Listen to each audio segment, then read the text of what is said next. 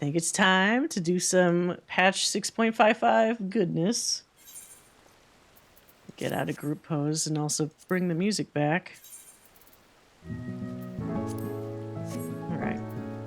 So I guess first things first, do we want to finish up the Loperit story, or do we want to finish up Tataru's grand adventure storyline?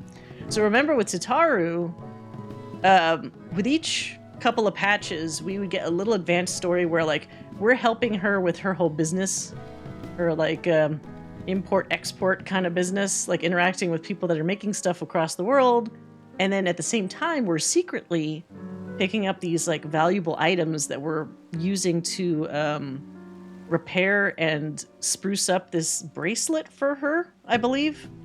I don't remember where we are in regards to whether that thing is finished yet.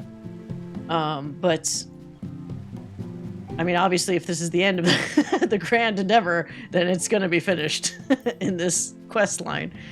Maybe let's do that first. I am kind of curious to see how that all finishes up. I think that's probably going to be an old Charlayan, because the other versions of that quest started there. The last time we did one of these, I think we had met back up with Gaius and his daughter, because I vaguely remember we did something where we were using the that G Gundam fucking mech that Sid had made for us.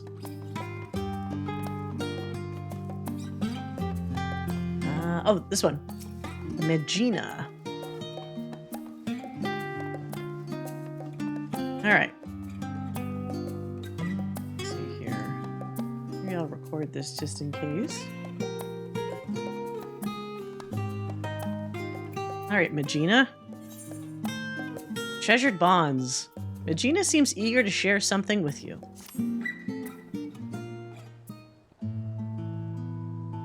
Gaddis, I have wonderful news. Thanks to your tireless deliveries, we are now overwhelmed with orders. Mr. Tataru's plan was a success. What was the plan again? It's been a while. That's another shipment sent. I don't think I've ever packed so many parcels in my life. Haven't I seen this guy before? Why is his name question marked? Oh no. Is this game indicating that my character has just as bad of a memory as I do? I don't believe we've met before, have we? Oh, hello there, you. Can I BS my way through this? I'm gonna try. Hello there, you person, you.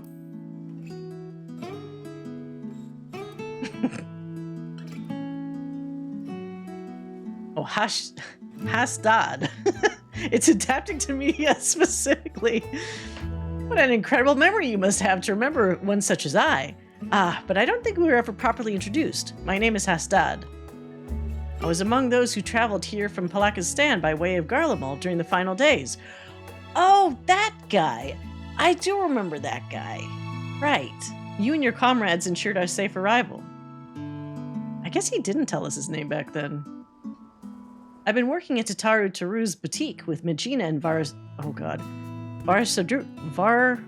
Varsarud, albeit behind the scenes. It's rare that I have occasion to visit the storefront. Oh, that's her, Varsarud. An unfortunate side effect of the constant demands on all our staff, though I think we would all agree that the hustle and bustle is for the best.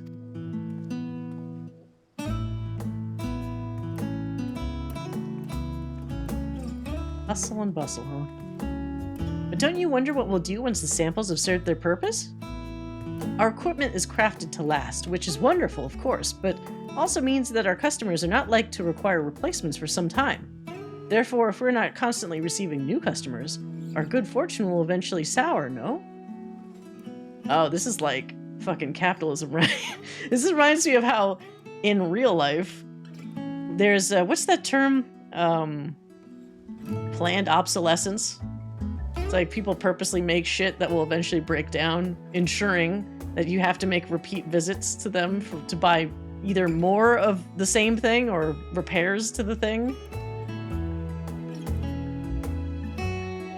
Mistress Tataru isn't so foolish as to have not anticipated such things. I'm sure she's already come up with some new and exciting products to offer our existing clients. Yeah, why everything's a subscription, exactly. People finding their way around the one-time sale. Actually, I had an idea of my own for a new product, I mean. In fact, I presented it to Mistress Tataru just the other day. A new uniform to outfit the academics and researchers of Charlayan. Is it stylish? Are you going to give me a pair of whatever this uniform is? Oh, how enterprising. And? What did she say? Well, she seemed hesitant, which I could only interpret as reluctance to hurt my feelings with explicit rejection. Then she told me to look into it further and draft a formal proposal for review. That's wonderful, Magina. When she said look into it further, did she mean for you to conduct some manner of market survey of the academics and researchers? Just so. But, well, some are involved in such sensitive work that simply approaching them is out of the question, which is to say my petition to enter Labyrinthos was denied. Instead, I tried the studium. A secretarial mammoth was only too happy to schedule a meeting with the academic representative. Now that it's come down to it, I'm feeling ill with nerves. If it were on why am I tongue twisted already? I've been talking this whole time. If it were on Mistress Tataru's behalf, it would be different. But it was my initiative, my idea. I'd offer to accompany you, but I have to mind the counter. Really? How many people are in line to use this counter? Honestly. Perhaps you could offer Magina your support? Sure. I mean, how hard could that be? Oh, thank you. Can I come as well? I'd like to start thinking of what supplies we'll need for our artisans once your plan is approved. That's assuming they're approving your plan. What if Tataru knew that this plan wasn't going to get approved, so instead of just saying no, she's like, well, make a proposal. We'll see what happens. And just knowing that they're going to be like, maybe next year. Of course. Very well then. To the studium we go. It's like she had the most hideous design. And Tataru was like, well, just see if they like it. Like you push the responsibility off on someone else to turn her down. Alright, where am I supposed to go? Oh. Treasured bonds.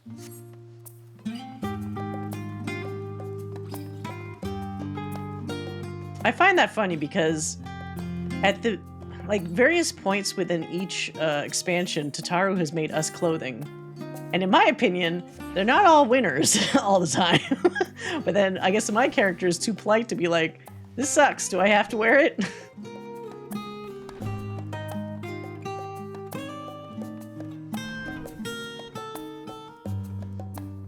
Alright. This building might well be a temple for how austere it feels. I'm glad I have your company.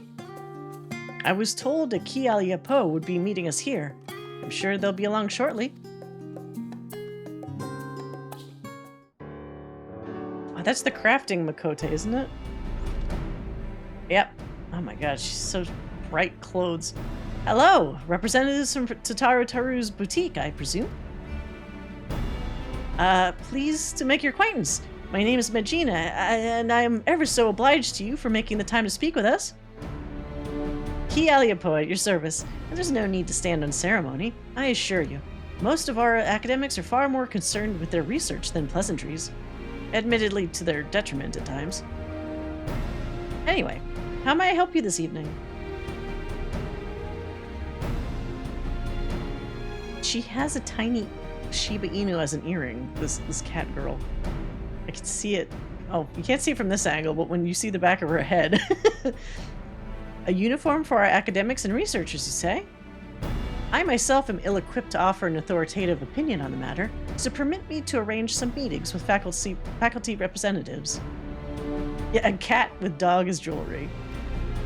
Not the weirdest thing I've ever seen. Please make yourselves comfortable in the auditorium while I go and summon a few of our more personable personnel. So who's... Oh god, are we gonna have to deal with Fortunal or somebody being like, I don't like these outfits?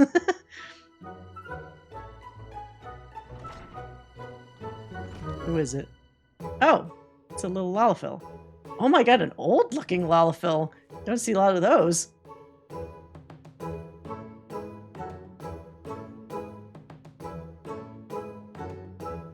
Okay.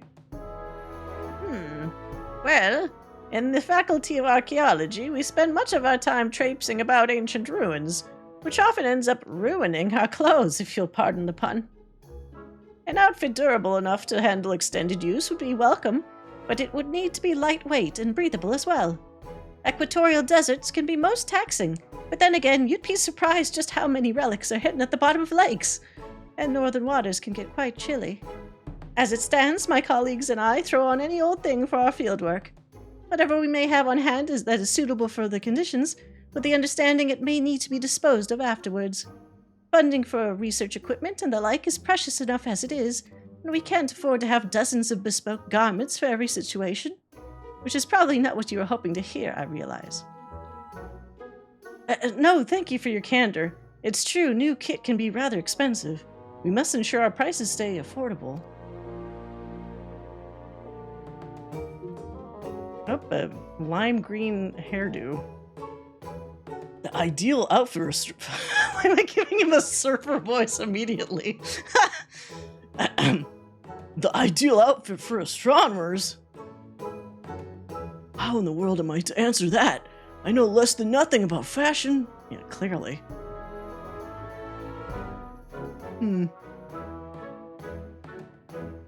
Well, I suppose we astronomers often conduct our celestial observations from locales remote and subsequently chilly. You know, mountaintops and the like. So, something warm? If warm is truly their only requirement, then I think it's safe to say this is the opposite of an untapped market niche. Oh god. I don't know what voice to give a bunny girl. There's too many characters. It's a regular voice. The Faculty of Medicine has strict requirements for dress on account of hygiene regulations. Fabrics that are resistant to stains and possess antibacterial properties are a must, for example. Additionally, we students of nutritional sciences must vigorously dart about the kitchen, so dressing for comfort is nearly as essential as cleanliness. And if it were fashionable enough to perhaps inspire others to follow in our footsteps, all the better. Oh god, how many people are they interviewing? Ah, we require no such clothing in the Faculty of Anthropology, for we make all that we require right here. Wait, what? You make your own clothes? Is that what anthropologists do? Rather, Professor Tenkin prefers to do so, that he may better understand how necessity begets innovation. Arbitrarily. Sure, whatever. An outfit that ameliorates ether sickness, without a doubt. You'd think that we at the Faculty of Aetherology would develop such an outfit by now, no? But alas, our primary projects demand every moment we possess. We cannot afford to divide our resources. Yeah, ether sickness sucks. I would not want to experience it. It's like perpetual motion sickness and then vomiting.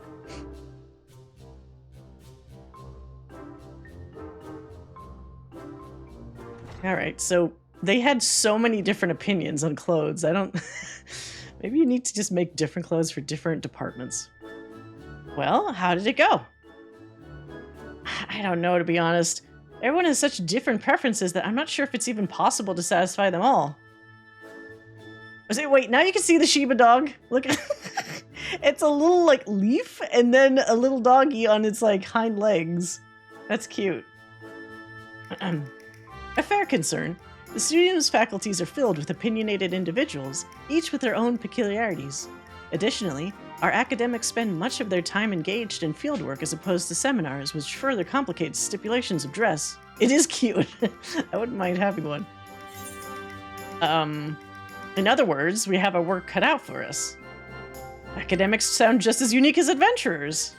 I mean, they kind of do. Have you seen how different people's outfits are?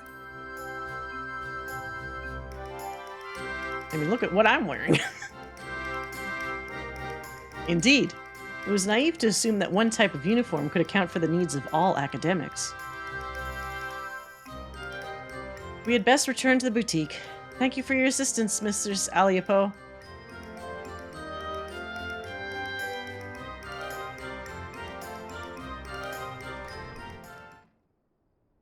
So there's no way she's just going to give up on her concept of clothing. I wonder what the secret plan is.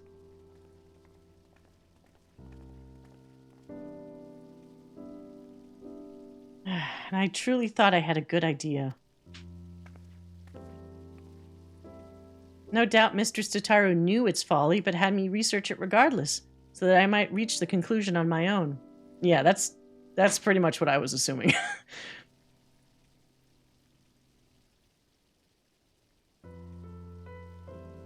She meant well, I'm sure. See how the hardships make you strong. Oh yeah, that's their little like religious. It's part of their religious little poem phrase thing.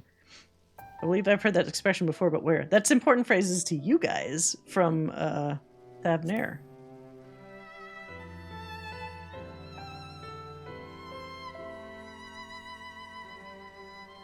Indeed it is.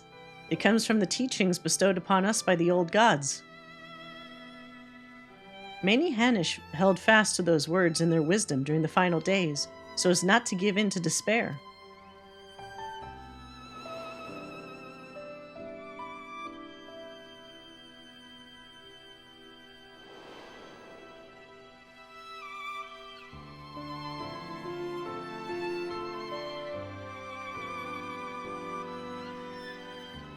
When we call upon the divinities, it is not to beg for salvation, but for guidance. So long as we live by their teachings, there is no hardship we cannot overcome. This is a core tenet of Hanish faith that has seen us through much adversity since the founding of our nation.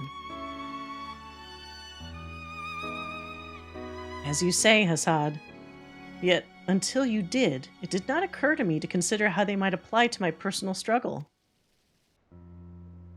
Coming to Charlayan and working with Mr. Tataru at the boutique, I've met so many peoples from all sorts of cultures, but in trying so hard to accommodate their wants and needs, I fear my own heritage has become an afterthought. There is no shame in dedicating yourself to your work, and as we all have our limits, compromise and sacrifice are inevitable. It may surprise you, but once I aspired to become a steward. To look back on it now, it feels fanciful. Strange that we so easily let our dreams be cast aside by circumstance. I swore nothing would stand between me and my chosen path, and yet here I am. I know the divinities will guide us wheresoever we go, but what if we stray too far?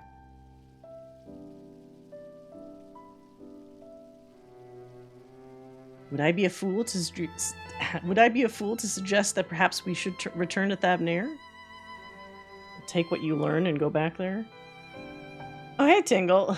The problem with Loprits is that their solutions are hair-raising. Yeah.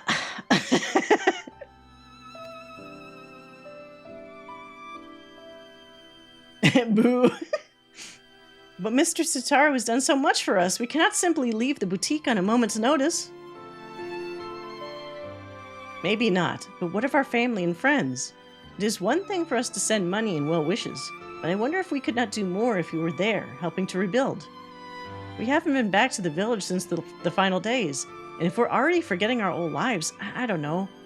I just think Mr. Tataru should know how we feel, is all.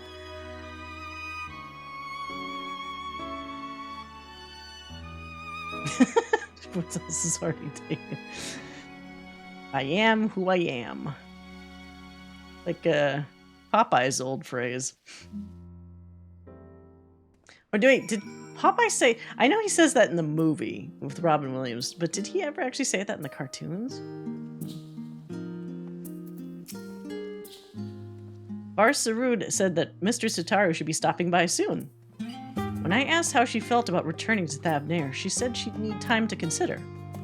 For my part, at least, I think consulting with Mistress Tataru will help put my mind at ease.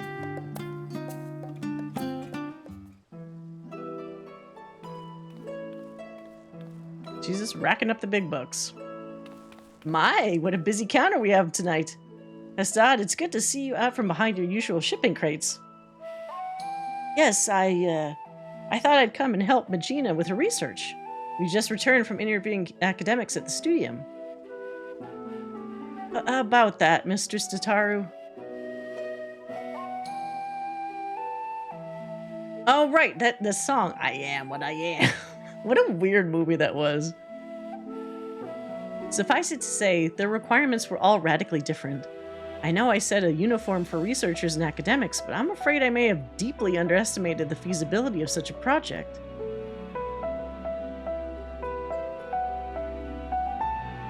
And that's perfectly all right.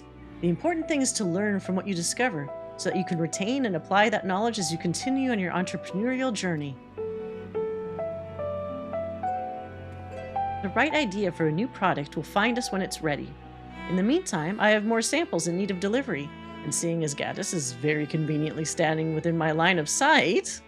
Oh god. Make my character run away. A thousand pardons, Mistress Tataru, but before you continue, I wish to speak with you about a personal matter. You've shown us incredible charity, which makes this all the more difficult to ask, but I wonder if I should not return home to Thavnair. Please do not mistake this as dissatisfaction with our arrangement. If anything, I've grown so accustomed to life in Charlayan that I fear I've begun to forget myself. My dreams, my faith, the person I used to be before I came here. Not only that, in spite of my regular remittances, I worry that our village struggles to rebuild after the final days, while I live happily removed from a burden I ought to share more. It feels disingenuous to both my home and the many kindnesses you continue to show us. I see. And do you both feel the same?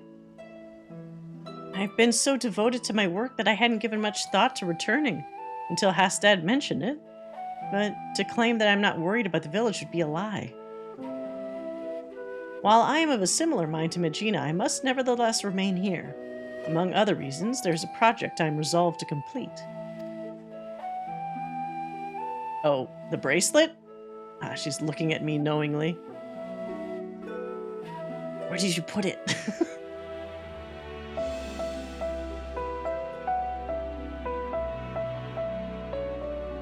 Well, I'll be very sorry to see any of you go. But if remaining here causes you grief, I will spare no effort to see you safely home. Which is why I've decided that our next set of samples shall be delivered to Palakistan.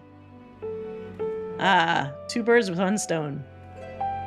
Furthermore, I ask that those who wish to visit accompany Gaddis on his errand. Seeing how your village fares is no doubt the best thing for both of you right now. It'll help you understand your feelings, after which we may proceed howsoever you desire.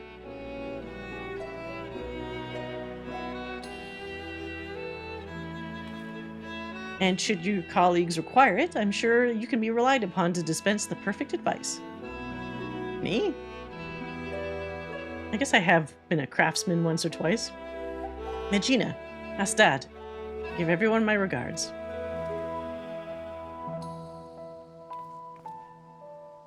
And it's settled. I'll begin preparing the samples at once.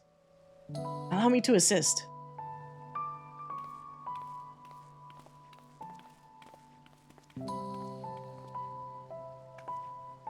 No matter what happens, we must finish Mistress Tataru's necklace. Oh, it's a necklace, not a bracelet. Whatever, some kind of jewelry. She doesn't even wear jewelry. Oh well. Are we ready to proceed with the restoration, do you think? I dare say we have enough additional materials, thanks to Gaddis's dedication. As for the work itself, I thought we could entrust it to the lapidary Mistress Tataru once apprenticed with. What is a lapidary again? Like a jeweler, I guess. Oh, I'm sure that would mean a lot to Tataru. I was sort of hoping I could do it. I do crafts.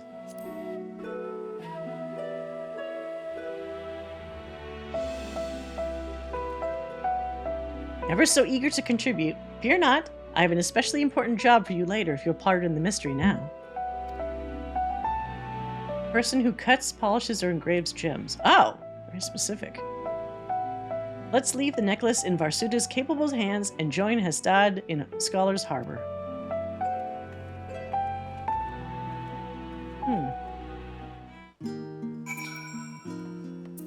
Alright, where is that?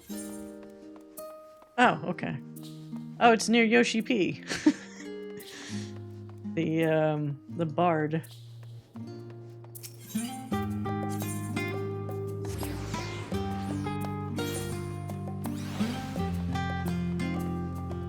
We're kind of close. The wandering minstrel, he's over there.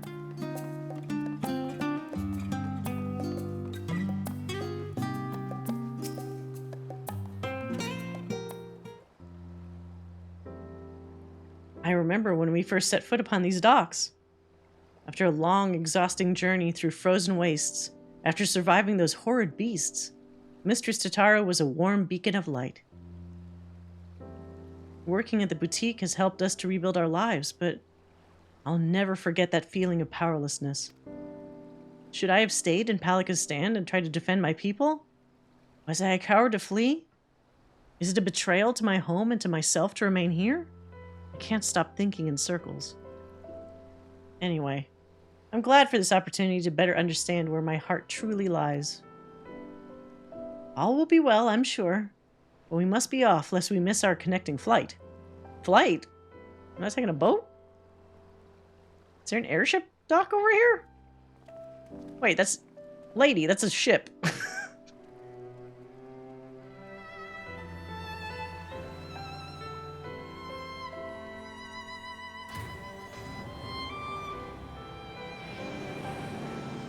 Unless it's got some propellers on the masts. That's like the Final Fantasy XI airship. Oh, wow, just teleported us here. That was fast. We're back. We're truly back in Thavnair. Was Ratazahan always this grand? I can't believe we lived so close yet rarely made the trip. You remember how it was. Village duties always kept us all too busy for travel. Defending pilgrims was trying enough for the stewards even before the final days. I wonder how many temple roads are still traversable. Even those in Ratazahan struggle to travel for worship. Our feelings of estrangement may be more common than we think. Since we've come all this way, would you mind terribly if Hastad and I tour the city on our own? Let's plan to meet in Palika Stand anon. That's good. I don't need to babysit people. You're all adults.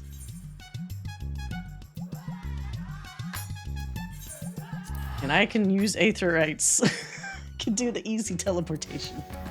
I wonder, lore-wise, how many people can use aetherites. You would think if they could, you wouldn't need to, like, constantly take boats and shit. Maybe they just don't have enough money. I know it technically costs gil, but, like, I have so much of it, I never really think about it.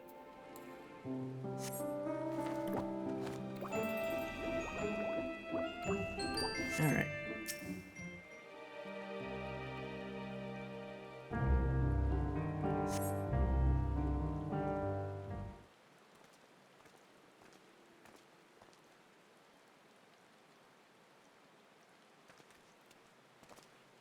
Home at last. Yes, home. I can finally breathe again. Come, let's go find the elder.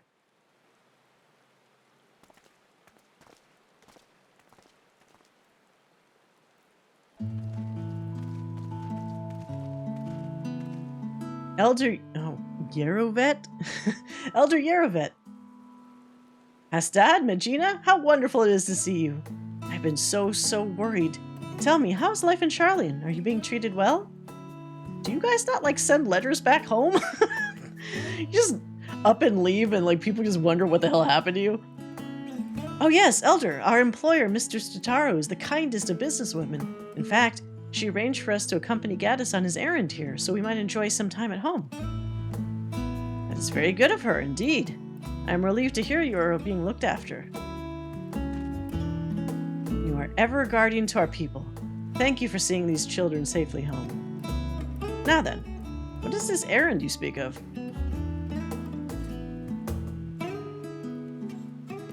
Here you go. How splendid! Our stewards shall put these to good use, you may be assured. If only we could repay your generosity with something even half as marvelous. Alas, ours is a village of little extravagance. Everything seems as it ever was. Indeed, with the support of the Radiant Host and the funds you and others have sent, we have regained much of the peace we once knew. Thank the sisters.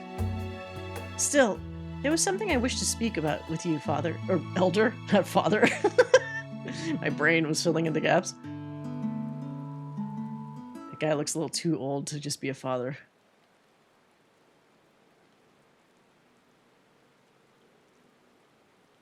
You are worried your heart grows distant from Thavnair, that you have wandered too far from home. But my child, is it only right that you should wander, that you should... Oh, it is only right that you should wander, that you should roam. Your heart's connection endures, no matter where you go. You yet think of us fondly enough to visit, yes?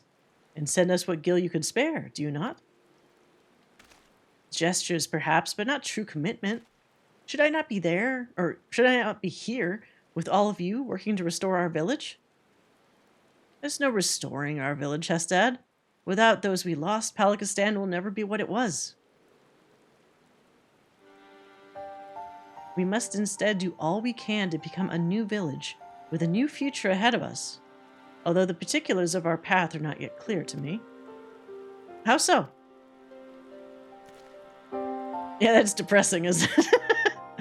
Change is inevitable. Ours has always been a settlement of stewards, as you well know, tasked with the protection and preservation of Thavnair's sacred sites.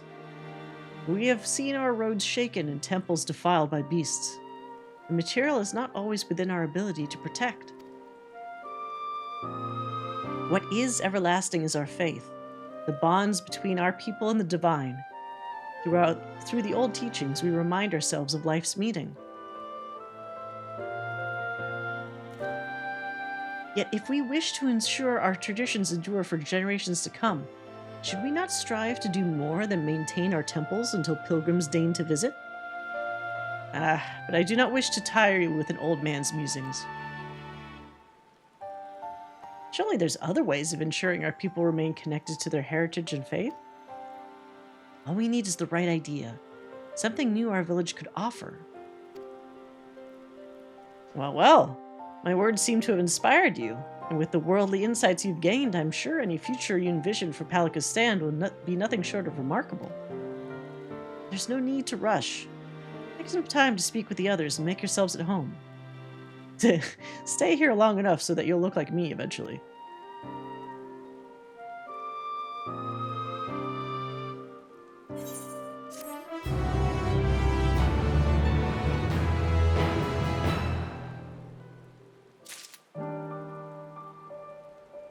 Yeah, what could a village in the middle of a jungle truly offer? They're not exactly in a position to start mass producing things with like the handful of huts. Hastad is deep in thought.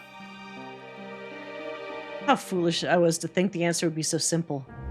I would come home, roll up my sleeves, and help restore our village to the way it was. I would find fulfillment. Alas, not all that was lost can be reclaimed. Our people face a new struggle, or perhaps by discovering new ways for the village to fulfill its duty, we might yet help our community. Exactly! Like the elder said, surely our experiences in Sharlayan have given us a unique perspective. Not to mention Gaddis's extensive knowledge of the world. I'm sure that, between the three of us, we could come up with a brilliant plan to support Palakistan. Yeah, I could just give you guys money. Does that help? Yes, you're right. And I'm sure that hearing how everyone fares will give us insights as well. Oh god. Talk to 5 of any person around you. That's usually how these things go. Not a soul here will ever forget the hero of Palika's stand. I'm sure everyone will be just as eager to speak with you as us. There's also others I would like to speak with once he's finished here. Others? Why does that sound ominous? Of course. We mustn't forget to pay our respects. Oh, like dead others. I get it. Okay, they're accompanying me. There were kind of a lot of people that died during the final days in this area. Is that an old lady? No, young lady. Excuse me, I couldn't help but notice that beautiful equipment you delivered to the Elder. As a weaver who crafts armors for stewards, I would love to hear more about its origins.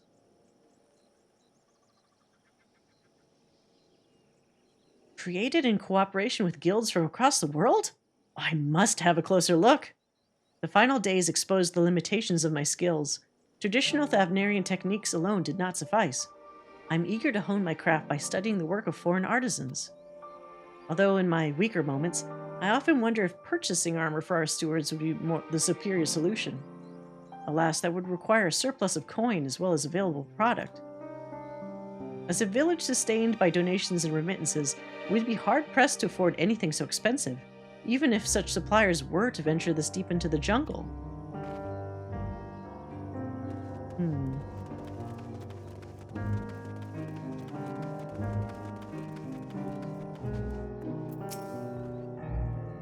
Oh, hello there.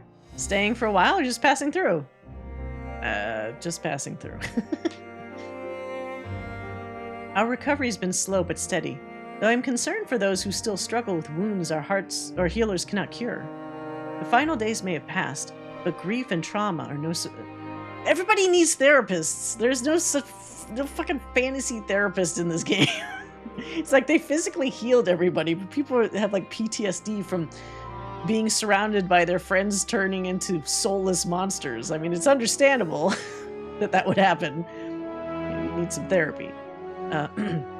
Grief and trauma are not so easily overcome, or ever, for those who must accept them as constant companions. Ours is a tightly knit community, but I worry for those in the capital and abroad. I imagine it's difficult for them to honor the old teachings as they labor far from home. I guess it's more interesting for the story to keep people drawn. I mean, that's like the anime trope, right? You always gotta have people be a certain degree of traumatized. Nobody's ever completely, like, quote-unquote normal. So many of us fled during the dark times. If only we could bring comforts of community to all Hanish. I mean, the main character has trauma. Side characters have their own respective trauma. Now, they're not all the same kinds of trauma, which is the interesting bit, but everybody's got like a differing level of it. If it isn't... Wait, this is old lady? This is old lady. If it isn't Hasdad and Medjina, accompanied by our savior, no less. Welcome home. Welcome home. True, we're a bit short-handed these days, but we manage nevertheless. While there's a happiness in being reunited with our young ones, we're just as happy knowing that you're walking your own path, no matter where it leads. I remember Hastad couldn't wait to become a steward when he was little, but as far as I'm concerned, sending aid from afar is just as praiseworthy as tending to the temples here. Times are changing, and who's to say that this cannot be another form of stewardship? A steward who supports the village from afar.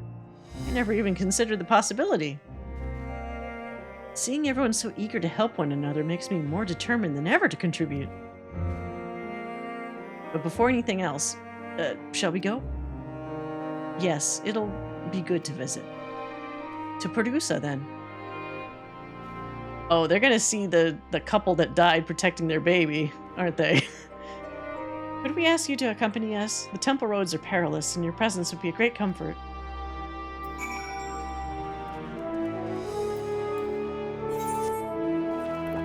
Let's see. Oh, wait. Can I? Does this work? I can't remember if I can just fly with them supposedly with me.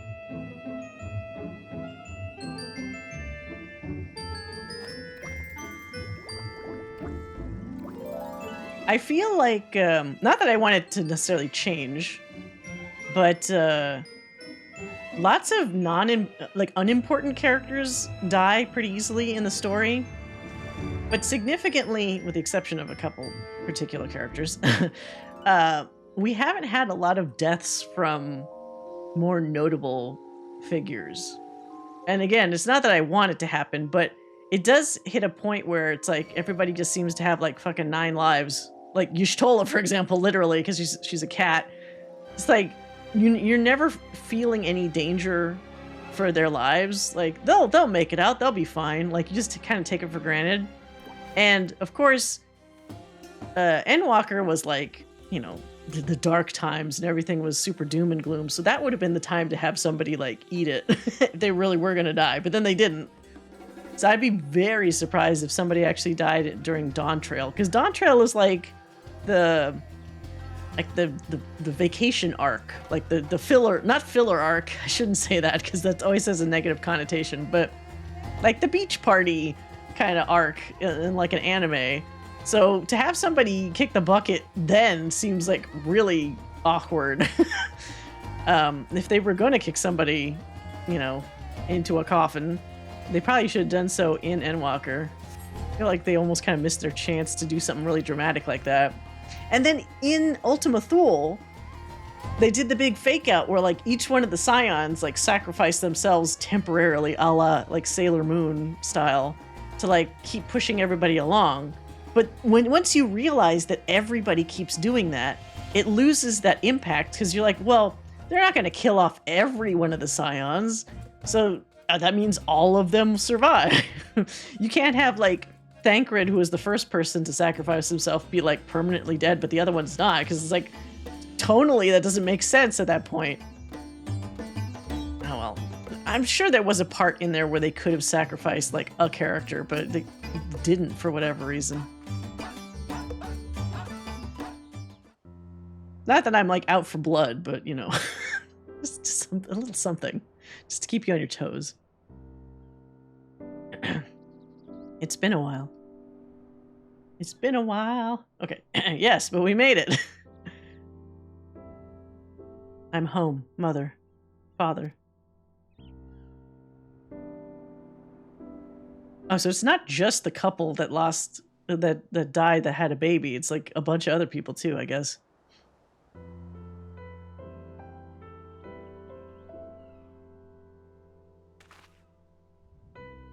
Oh, hey, Coda. I hated that the fake out after the third person. Right. Once you... Like, do people know what I'm talking about, right? How many people here watch the original Sailor Moon anime? Like, they had that bit at the end of, was it the first season or two, against Queen Beryl, where each one of the Sailor Scouts was, like, in order, sacrificing themselves to, like, go toe-to-toe with a specific, like, sub-boss, just so that the other ones could keep moving forward. And so when they started doing that in Ultima Thule, you got it? Okay, good. When they started doing that in Ultima Thule, I immediately recognized that. I was like, God damn it, that means nobody's sacrificing anything, really. It almost feels like by the time they got to the twins, it was like, there's no danger whatsoever, because there's no way the game is killing off the twins of all characters. And then Graha already technically died once, so it's like he's essentially free from death for a very long time, because there's no way they're going to kill him off. Here at Perusa, we may commune with the spirits of the departed. Neither Magina's nor my parents survived the final days. I told them about how you saved us and that we're doing well. I know they will rest easier for it. May the next time we visit be to deliver glad tidings from Palika's stand. Though I was relieved to find the village in better state than I had feared, it seems as though there's still issues we might help address. Finding a steady source of income, for instance, so the stewards can be properly outfitted without overwhelming our weaver. I was also troubled to hear about those who continue to struggle without the support of a local community. There must be some way to provide respite. Yes, indeed. The question is what? Do you have any thoughts? Oh god, don't ask me. Ask yourself, what would Tataru do? Never underestimate the power of a partnership. Expand your horizons. Think big. Think big. Wait, what is that reference? Think big. Is that a Doug song? Does anyone remember Doug? Didn't they have something where it's like either his sister or Doug himself had a song that was called like Think Big? Those songs were not really good songs, but some of them did stick in my head for a very... Yeah, I have no idea. I feel like his sister Judy did some weird song about thinking big. Yeah, it does sound like a Judy thing, doesn't it? Hold on, I'm curious here now. This guy can wait. Or I can wait. Let's see. What's the Doug song? Doug, think big. Oh, it was a combination of banging on a trash can with think big. Let's see. Can't bang it. Bang it. On the can't bang it. Cringy songs. Think big. Think big. Think big. Think big. She can't sing either, which is the funny part. Ooh, yeah. One little voice is big. Oh my god. Think big. Calling me, calling me. One little voice is Wait, is this supposed to be a fucking Michael Jackson outfit? You got to think big. Think? Oh wait, that's not his sister. Is that his friend? His sister had like the cool sunglasses, right? Like she was too cool for school. Drumming on the street light. Come on, big, big. I don't remember who this chick is. I guess it's maybe one of his friends? What the fuck is this? Anyway. Yes, think big. Yeah, and the beret. Okay. I almost want to do the think big. Yeah, Doug Funny. BB Bluff? Oh. The last name sounds familiar. All right. Expand your horizons. Think big.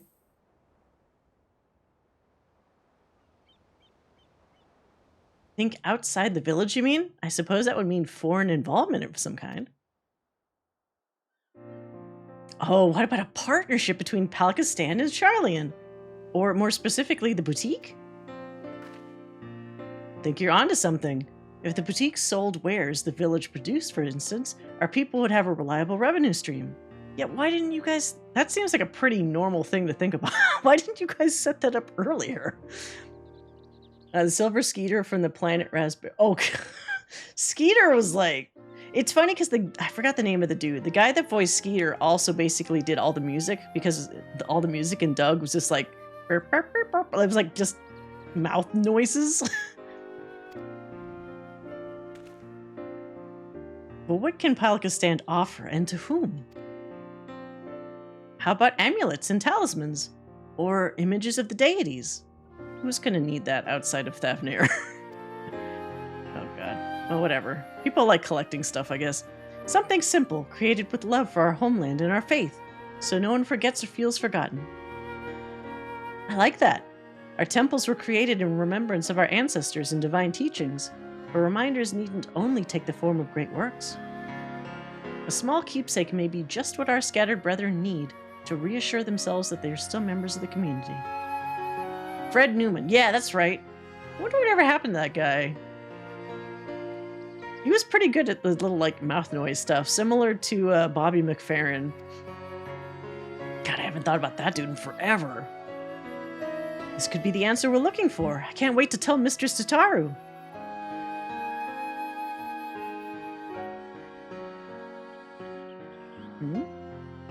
Rather, I can't wait for you to tell Mistress Tataru, Magina. It was your idea, after all. Ha, a team effort, let us say. I certainly couldn't have come up with it without you and Gaddis. What did I do? I just said think big. If our proposal is approved, Mr. Tataru will no doubt need assistance in Charlian. I am ready and willing to provide it, but what of you, Hastad? What will you do? I too will return to the boutique. One day I will come home to stay, but for now I wish to do all in my power to help our village thrive. You can always visit. You guys have like an aetheryte. I am relieved to hear you say so. Let us go and consult with the elder about our plan. They act like they won't ever be back there for like 20 years. They do like, you know, seasonal vacations or something, right?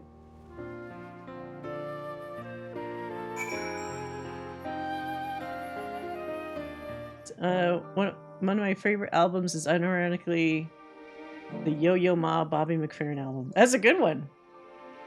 I don't know what happened to Bobby McFerrin, although he made probably a shit ton of money in the 80s, so if you're spending that properly, you're probably set for life. I hear you were kind enough to escort these children to Perusa. Again, you have my gratitude. Are your feelings any clearer for it? I think so. Megina and I talked it over, and we believe we have struck upon a new way the village might support our people.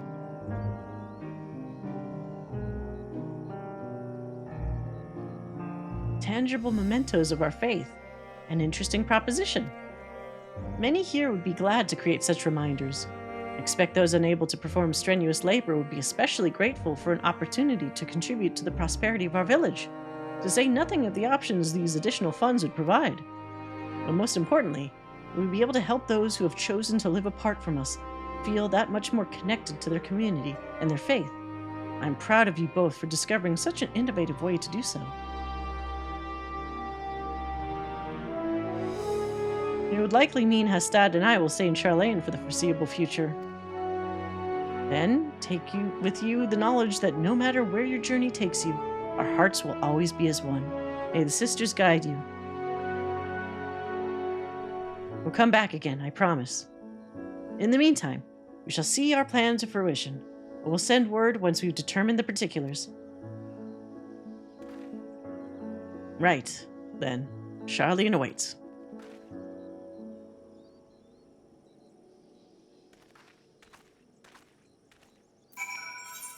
Charlian.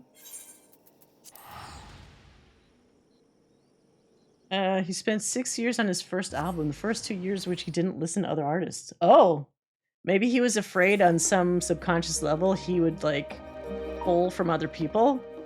Because that could happen. That might also explain how he created such a unique sound. Because you'd have tons of people trying to imitate that, you know, later, but I don't know if I'd heard anything quite like it. Well, I was also a kid, so I hadn't really been alive long enough to hear a ton of it, but he's a really interesting guy. I haven't seen any interviews with him.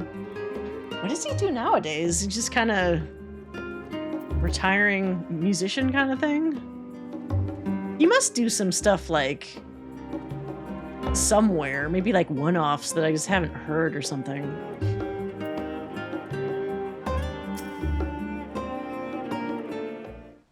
Catchy songs, though. Gaddis, the necklace is back from the lapidary? From the lapidary. It's not lapidary, that doesn't sound right.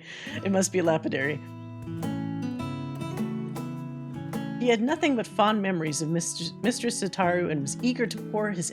Who's he? Do we know this lapidary? I keep pointing to say lapidary. I wonder if we know the lapidary guy. He's eager to pour his everything into the restoration. The result is magnificent. He regularly hosts music events in Berkeley. That's cool. It's neat that, like, I mean, if you're in the know, if you're connected, you can see people that you would think are otherwise unattainable. Like, I think he did finally stop, but some of my friends had, I think a couple times, been to one of the... like a nightclub or comedy shop or something in LA. Jeff Goldblum has a jazz band or whatever, and he would pretty regularly perform at the same place. And my friends saw him a couple times, and I was like, what the fuck? Like, I didn't even know that that was a thing. I mean, it's Jeff Goldblum, so I'm not really surprised, but it's really neat that he was essentially that accessible for a while. I think he's getting at the age, though, where he finally, like, retired from that.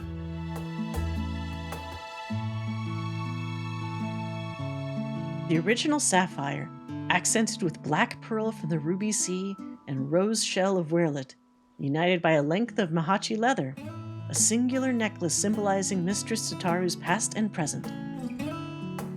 Ah, the sisters, what a remarkable gift! I want to see what this thing looks like. However, it wants for a finishing touch. Preferably by your hand, goddess. And after hearing about your visit to Palikistan, I know just the thing. In short, we will be proposing a new line of products to help our people feel closer to their roots, yes? So in honor of Mistress Tataru's roots, I would have you inscribe the symbol of Nald Thal upon the back of the pendant.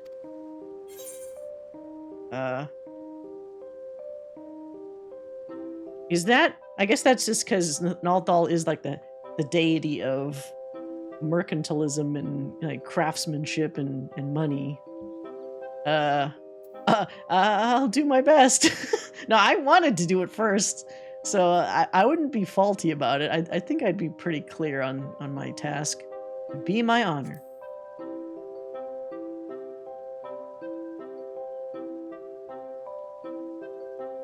Yeah. Show me this necklace, goddammit.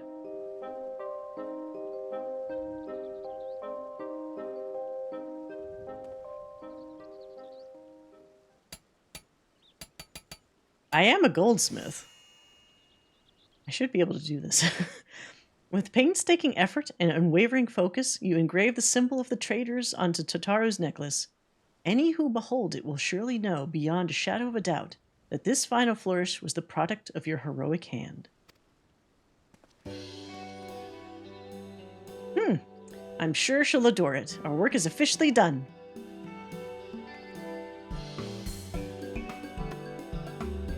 I've just received word from Mistress Tataru. She should be arriving in Scholar's Harbor soon. Let's go and meet her there. And from now on, she should have that goddamn necklace visible on her person. Change her model so it looks like she's wearing it. Otherwise, what was this all for?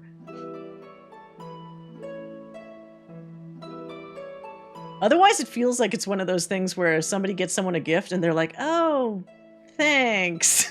And then you never see the gift worn or used at all. It's like off in a shoebox somewhere.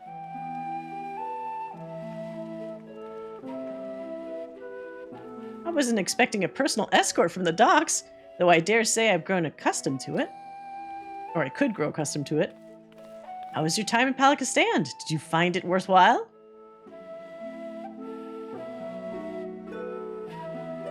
I'm gonna start a new trade route. More money for her pockets. So while they do have interest in her equipment, matters of recovery are their greatest concern at present? Recovery, yes, but also growth, which may lead to a lucrative opportunity for the boutique if you'll permit me to suggest a new product. What if we offered handicrafts designed and produced by the people of Palikistan? Authentic works representative of Hanish culture. For those of us living abroad, reminders of home would do wonders to ease feelings of estrangement, and for others, such pieces could be appreciated as beautiful works of art. Our village is up to the task. You will not be disappointed. Doubt not their conviction, Mistress Tataru.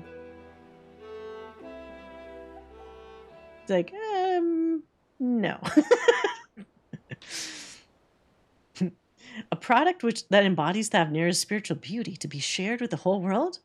Why, the boutique could offer nothing less, or should offer nothing less. Though we've made wonderful progress with our samples, I believe it's time for a change of pace. And handicrafts born from a heartfelt desire to celebrate one's culture is bound to resonate with others. Yay! Given her eagerness, I presume Magina intends to stay and help facilitate this new venture. But what about you, Hastad? You felt the call to return to Thavnair more strongly, as I recall.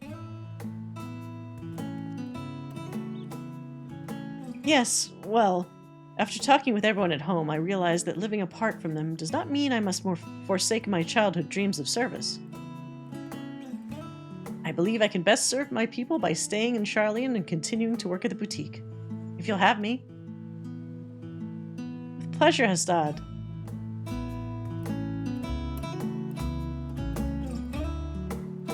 He's like, I want to be a servant forever.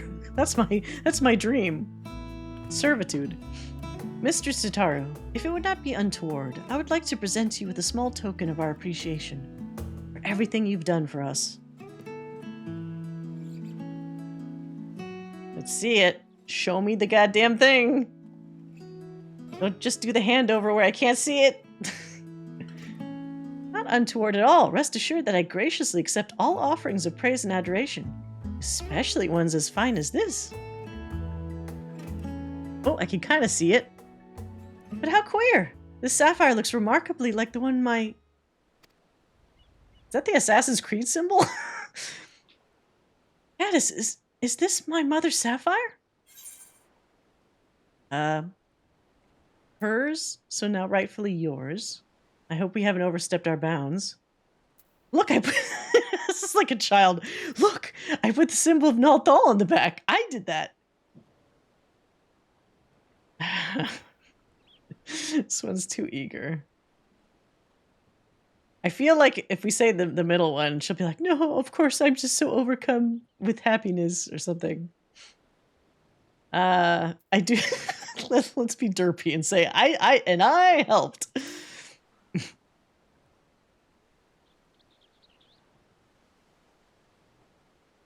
Did you now? What an auspicious necklace it's become. Never in my life did I imagine I'd see this jewel again.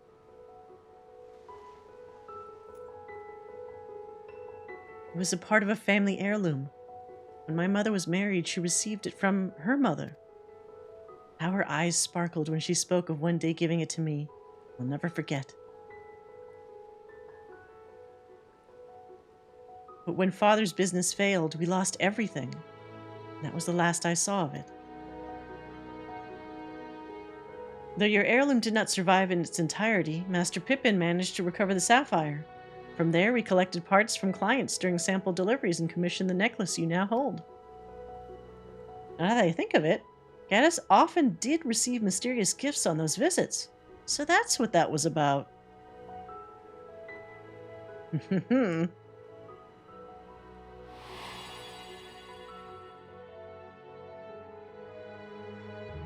Is that what she looked like when she was younger, with the long hair?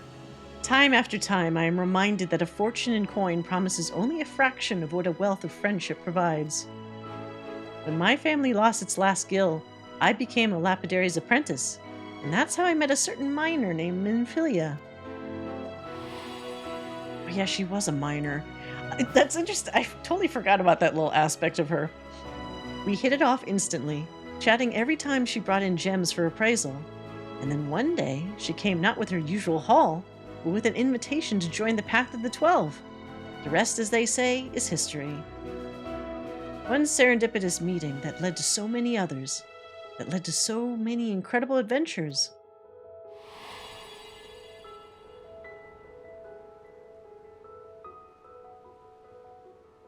That saw a poor girl reunited with a priceless memento. And I helped. Our teachings say that there is more ugliness than beauty in the world. To live is to suffer. But we never need suffer alone. And what is more beautiful than the bonds we share with others? Indeed, it is these connections that give meaning to our lives. Connections for which I too am grateful, and thus compelled to advise that we return to the Agora.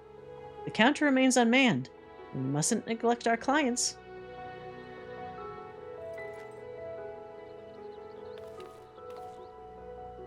Quite right, quite right. Back to work with a lot of us. We've got new products to plan.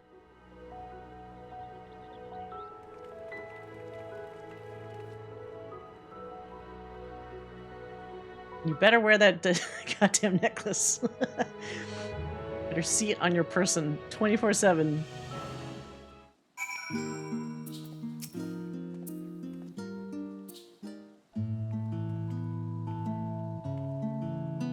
Yes. On behalf of the entire boutique, allow me to thank you for all you've done. I'm ashamed to admit that in our excitement to prepare Mistress Tataru's surprise, Barsaruda and I failed to prepare something for you. Man, that always happens.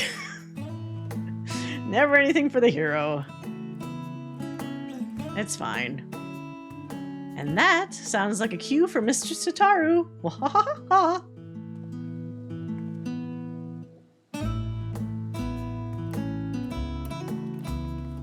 New outfit?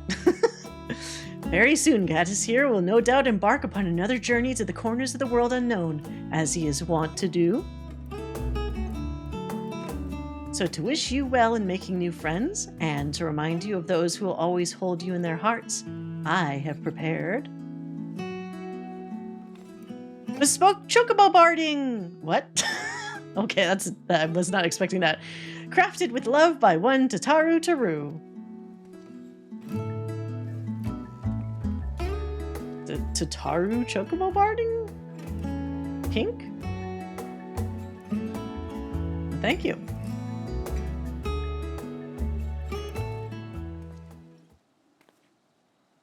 I dare say the boutique will be embarking upon its own adventure in the coming days, and with true adventure invariably comes tribulation. But with your compassion, resourcefulness, and reliability, I have every confidence that we shall succeed in our respective endeavors. To ever higher returns of both coin and camaraderie.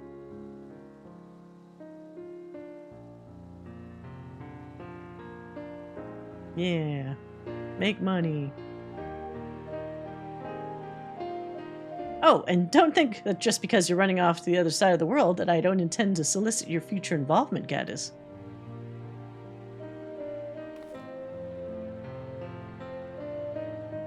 You won't escape me that easily.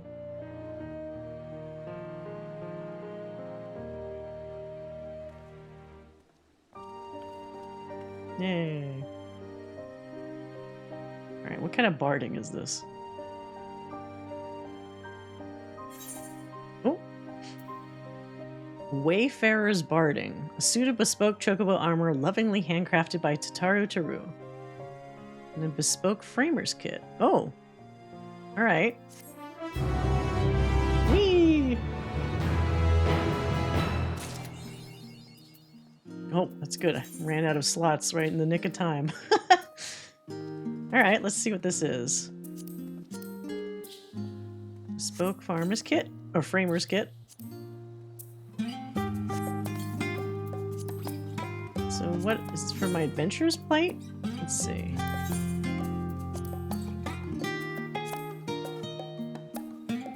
Tataru's bespoke. Oh. Oh, it's like it's like a wallet? That's kind of funny. I need to change my picture a little bit. That's kind of cute though. I like that. I'll keep it like that for a little while.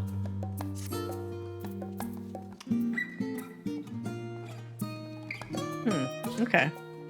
Interesting. Alright. Let's see. If we want to see... I guess I can go back to my house if I want to see my chocobo.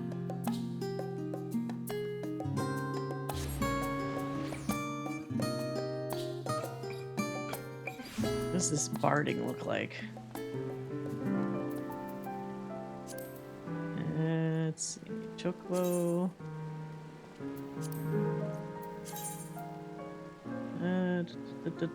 What was it called? Wanderer's Barding or something? Wayfarers. Wayfarers. Okay, so Wayfarer... Not alphabetically listed, because that would be too easy, I guess. Oops.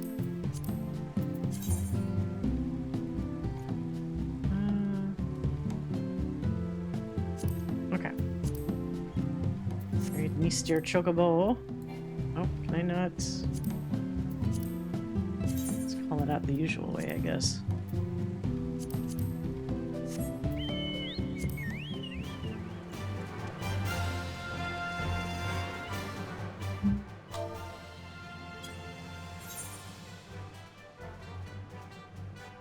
Oh, it's cute. It's got the little backpack. It's for traveling.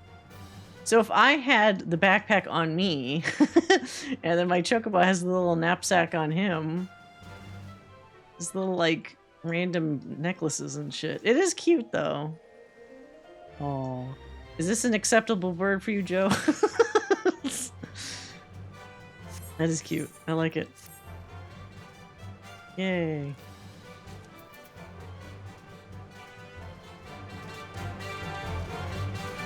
Who doesn't like chocobos, though, honestly? Alright, that's very cute. Okay. So that was, I guess, the end of the bird is fly. And it can fly, although not in town. It's cartoony enough to not trigger my fight or fly. Yeah, I guess that's a good point. Doesn't look like an actual bird, so it's safe from Joe's ire. Actually, okay, let's do... I think we actually have to go to the cafe at the end of the universe to do the Beast Tribe quest. Let's do that one. And I probably have to have... I need to have an outfit. Oh, I guess not. I can wear my existing outfit.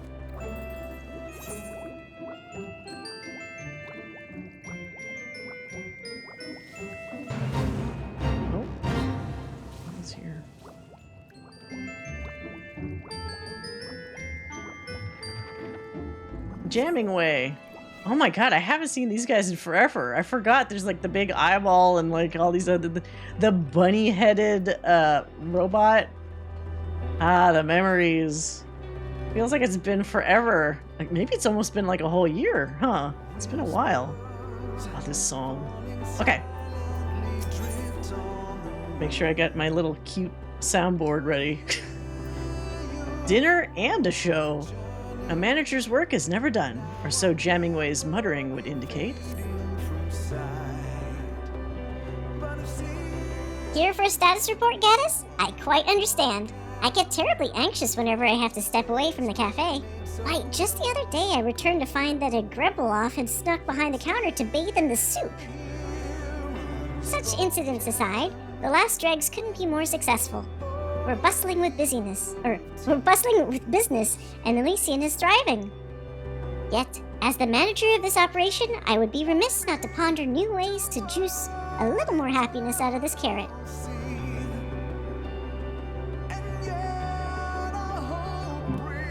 Or this unit hastens to indicate that the current levels of juice and happiness are within optimal parameters.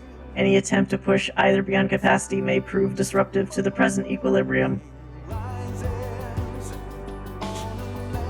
Of course it would be disrupted, you glorified can opener! A threat to the status quo it may be, but innovation is the lifeblood of business. And think of our patrons' delight. Should we treat them to, say, thrilling into entertainment over a cup of carrot coffee. Whatever we do needs to be truly spectacular, though. So good that even the Nibrian won't simply stare morosely. If only I had any ideas whatsoever. I did forget what a jerky boss jam... Yeah, they have this kind of, like, argumentative friendship between the two of these guys. The dreaming ways are full of ideas. Can't vouch for quality, though. Perhaps you should pay a visit to Hoper's Hold. It's quite a sight. I mean, he is a bunny. He should check out the other bunnies. Really now?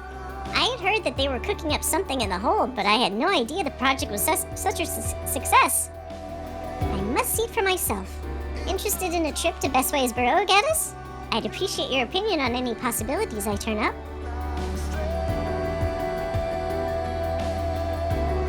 I trust you can mind the cafe, N7000. Contact me via the Ragnarok system should there be any more soup scandals.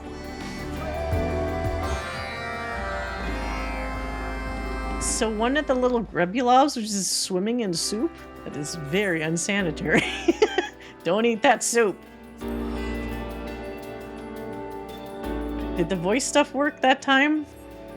Hopefully it did. There's always a slight delay when I switch to voices, so it's like I can't immediately activate it, which is annoying, but it's the limitations of the tech that I have. It did? Okay. I thought that was a shortcut here. Oh, not that one. There's the little teleporter pad. Here we go.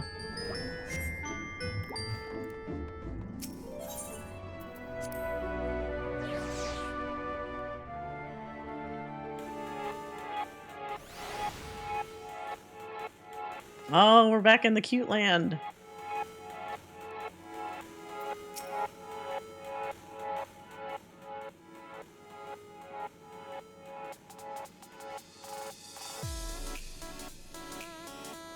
So this is the new Hopper's Hold, eh? I must say, it's a significant improvement over the old crates and buckets. As for these stations that everyone's hopping to join, that one over there is a true work of art. I particularly appreciate their taste in subject matter. However, one can hardly expect a half a dozen civilizations to share the same aesthetic sensibilities. I shudder to imagine the pontification and gunfire that would ensue if we asked our patrons to paint a mural.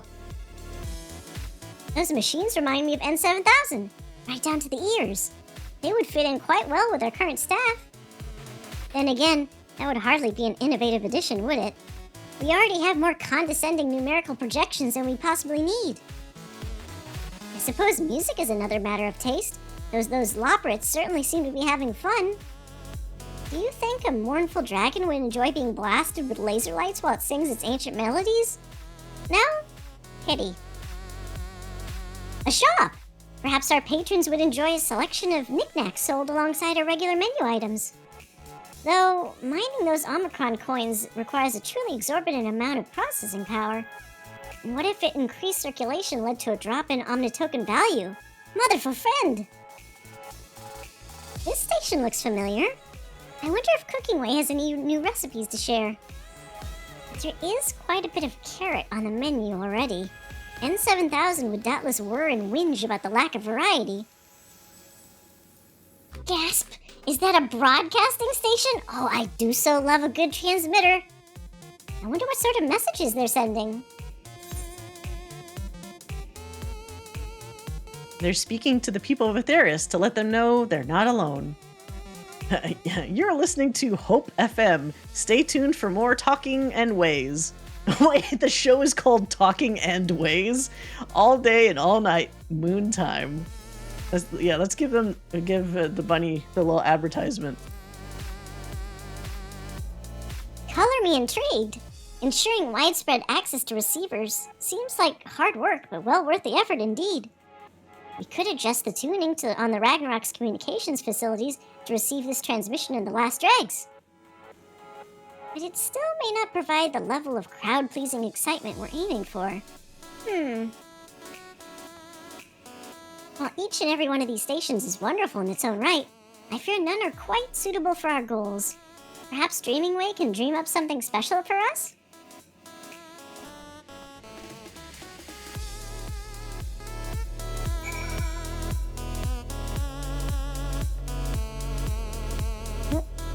Next, lights in the sky above the Caratorium.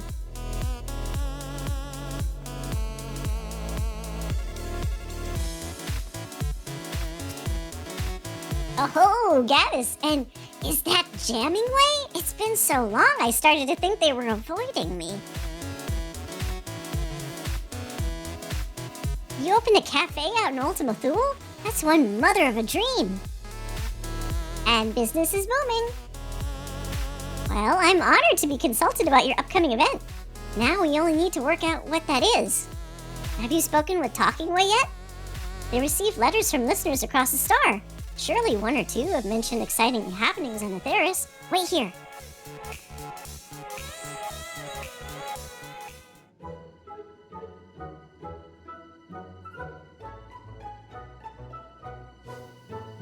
I present Talking Way.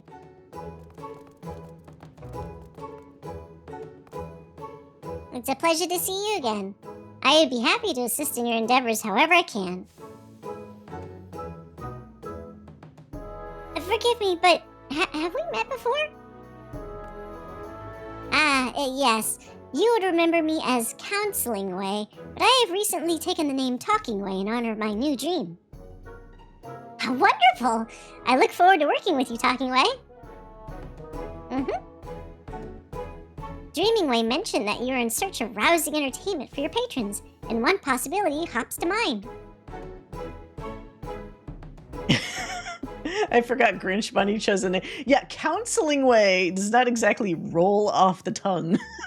It was a good choice. Talking Way is much better. Is that what I said?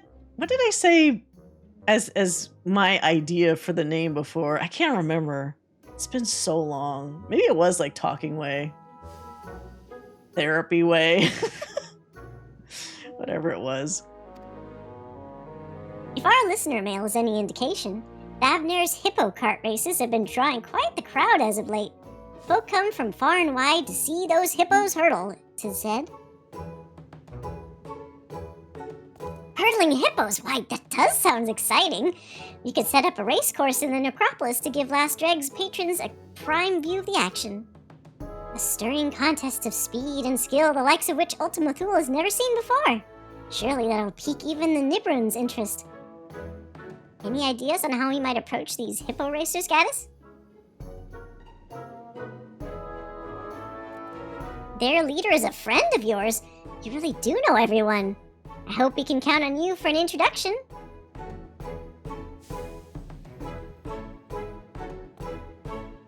A hippo hustle in Ultima Thule sounds like the sort of entertainment that should be available to all. Could our radio station provide a live broadcast of the event? But of course! With the Ragnarok as a relay, there's no signal we can't boost. I should like nothing more than to share the joy of such an experience with our listeners across Atheris, and I certainly would be curious to attend myself. Then it's settled. We'll make a start on the preparations. I trust you can convince the hippos to traverse the Sea of Stars? To Thavner! You said we're looking for a woman named Trina, right? Oh, I can hardly wait. In fact, I can't. See you there. Oh my god. Wait, they're gonna send everybody to the edge of the universe for a hippo race? I mean, that's, yeah, okay. It's not dangerous to go to Ultima Thule if you're not, like, Warrior of Light? I guess it's fine at this point. Let's give everybody an Aetheryte teleport.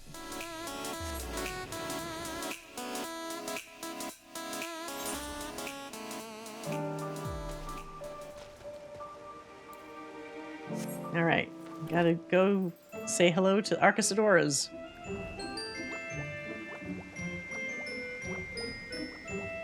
It's like Fast and the Furious, but with hippo carts.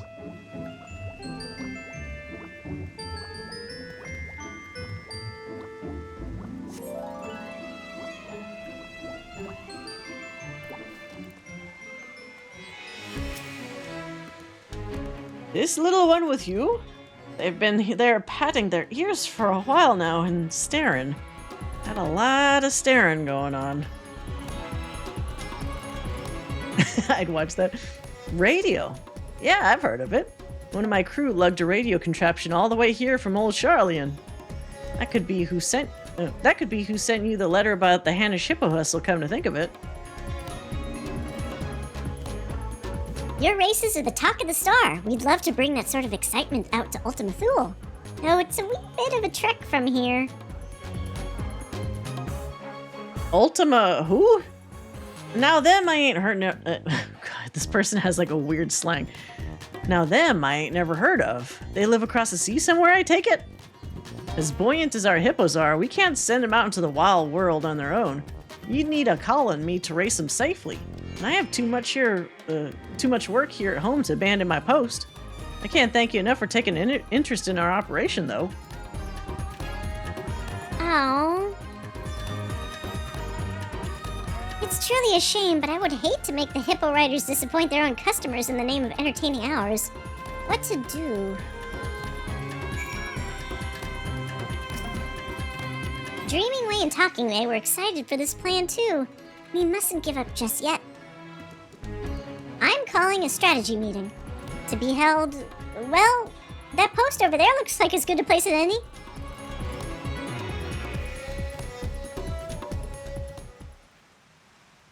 Strategy. So just me and the bunny? Not much of a strategy meeting.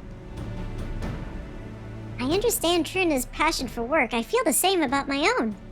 Perhaps someone else might race on her behalf.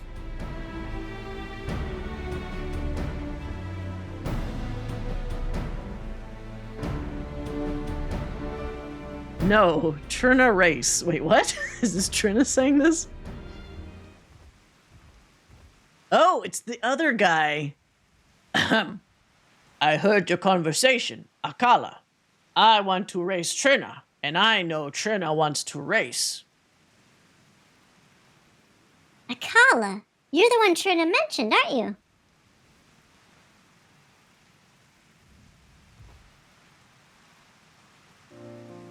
Oh, maybe he likes Trina. Never. Trina work end. When she finishes with hippos, she teaches us the common tongue so we fit in. She teaches us Hannish manners and fairness in trade. Aka, I find your language difficult, but my speaking improves. Trina says so. But Trina has no time to ride hippos now. She cares about hippos and the hippo riders, her kin. Always she helps us. But she forgets we can help her. Always we want to help her. I see. Trina's a great leader. But she takes every responsibility upon herself. No wonder she has no time left over to raise hippos. Always, Trina listens to you. You must talk sense to her. Yes, I quite agree. If, in her heart of hearts, Trina wants to race, that's all the more reason for us to host a hippo hustle. Do you think you can convince her to come around?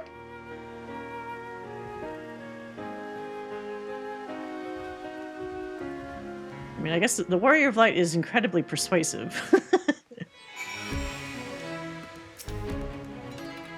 You hold it right there. I know that look. But you'll find I ain't so easily persuaded. Oh no. This is a challenge. Following event cannot be skipped. You may wish to cancel any pending duty finder registrations. Uh-oh. Talk sense at Trina?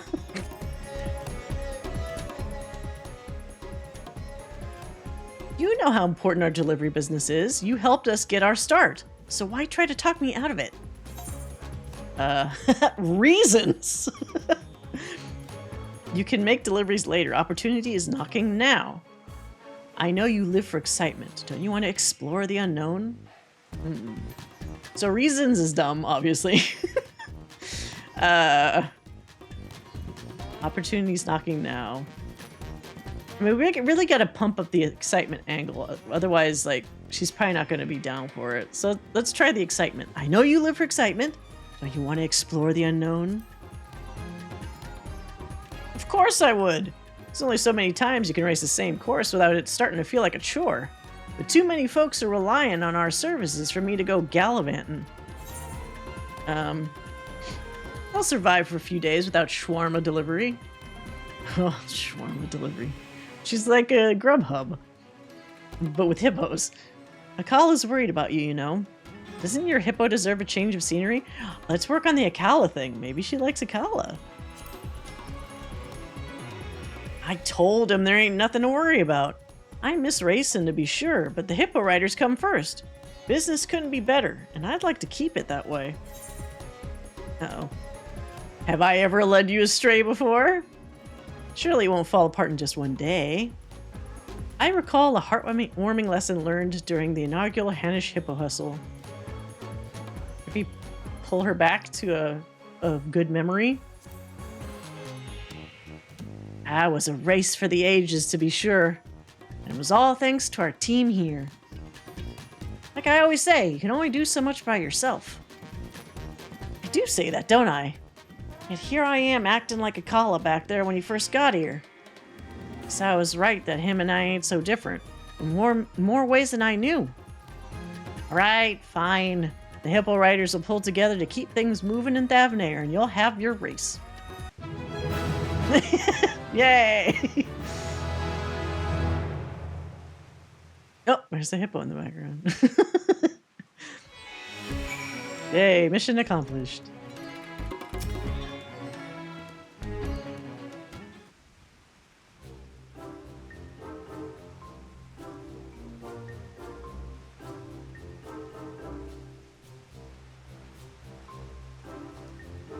I knew you would come through for us. Why, you had her convincing herself by the end. Oh, N7000, is that you? Affirmative. Several shrill life forms have come bearing a word of a hippo hustle to take place in the necropolis. As serving units have automatically initialized advertising protocols, this unit requests swift confirmation that these reports are accurate. They are accurate. Until those units, I like their initiative. As for my fellow Loprit life forms, I recommend a tall glass of carrot juice for each. They're sure to place additional orders. Acknowledged. Interference? Testing? Testing. Please respond.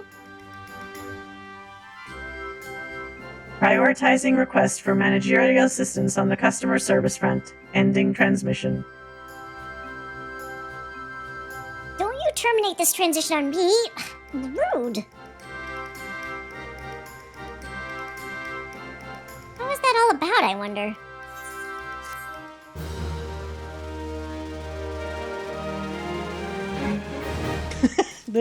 Maybe they're getting overloaded with customers. A dream worth chasing. Jammingway appears moderately concerned about the unidentified calamity that may or may not be befalling the last dregs at this very moment. They are understaffed. Initiating a new call doesn't work either. I doubt that it's anything serious, but perhaps you should check in on N7000 just in case. You typically carry at least one object suitable for light bludgeoning, do you not? I'll work out the finer details with Trina and see the Hippo Riders safely to Ultima Thule. I trust that the cafe will be intact when we arrive.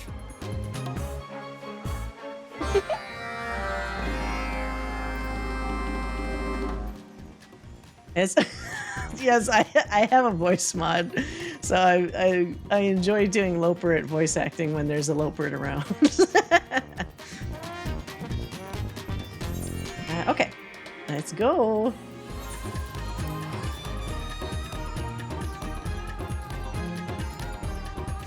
We're gonna see hippo riding in space, maybe.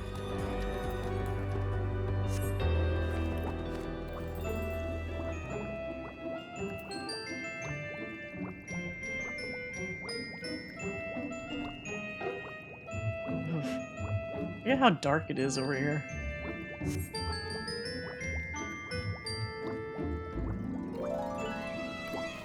Alright. Well, they don't look that overwhelmed. They brought some stuff here.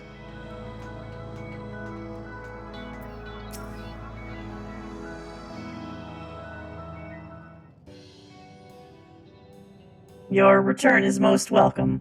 However, one managerial life form remains conspicuously absent. Understood. This unit will initiate idling protocols until Jammingway arrives. Carrot-based refreshments have already been distributed to the new-coming life forms. Oh, thank you. I like doing silly shit like this. It's fun. And such refreshing refreshments they were. Furthermore, as your sensory organs will have detected, the usual customers have vacated the premises.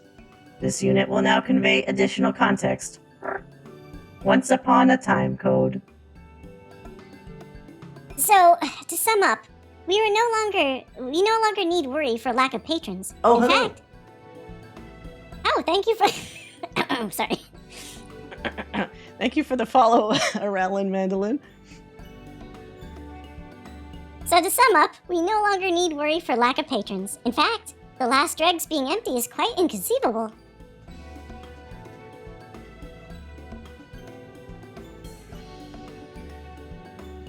Gaddis! Oh, thank the sisters. Wasn't sure we made it, especially after that experimental aetheryte. Oh yeah, the one that makes you puke afterwards? Oi! Where are our customers? You had one job, you buttons for brains. Elevated body temperature detected in nagging life form. This unit recommends swift consumption of chilled liquids. As for the customers, they have temporarily ceased their consumption of fine cafe fare to prepare for the upcoming race.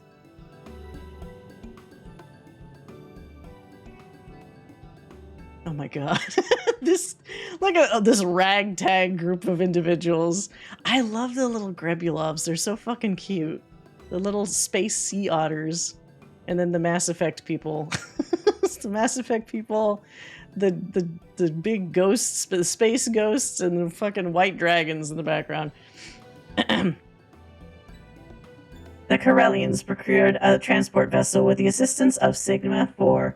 Presently, the global citizens and freedom fighters are conducting a joint test drive. Meanwhile, the Grebulovs expressed a long-standing desire to float about within the Millsmiths, which we were eagerly volunteered by their EA caretakers to serve as steeds. This unit's ethical algorithms are still processing. The dragons, too, intend to participate. Soaring through Elysian's mountains has revived their passion for flight, and they have expressed a desire to see more of Ultima Thule from above.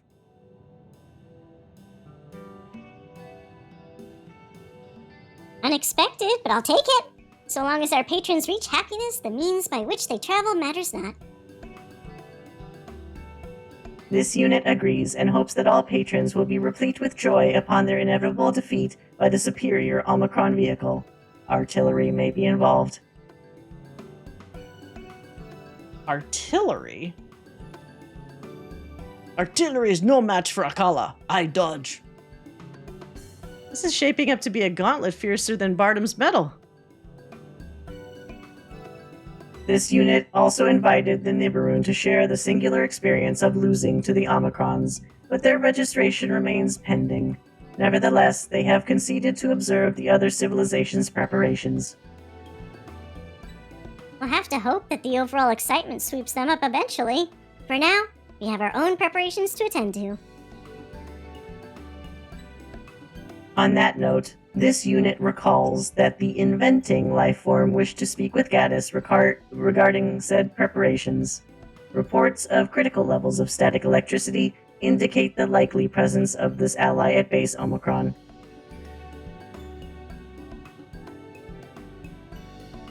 Now, this unit must return to supervising Stigma 4's production of racetrack features, engaging enthusiasm protocols.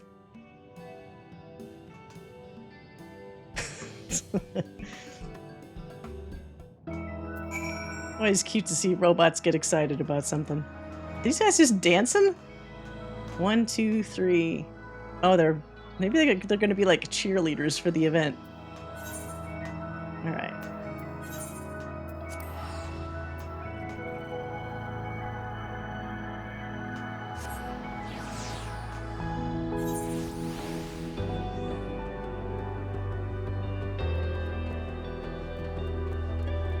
Oh, right, inventing way. So many different ways.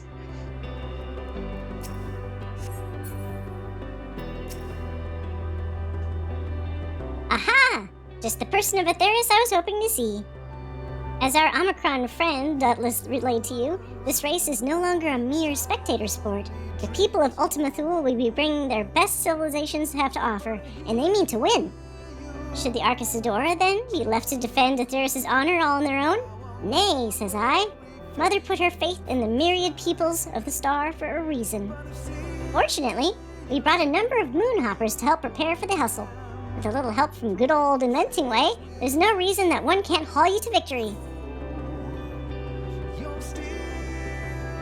I had been hoping to join the contest. And 7,000 mentioned artillery. There might be a reason. I want to join. Not that I'm necessarily good at it, but then the moment of our triumph will soon be upon us. I have already taken the liberty of altering this moonhopper. Dazzle your competition with a hyper hop step, or press the big boost button to outstrip them with ease. Actually, why not do both? Do you mind your power reserves, though? Even with my prodigious skills, there's only so many batteries I can shove in this chassis.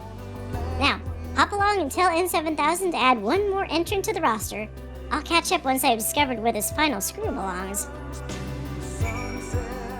Yeah, don't be losing screws.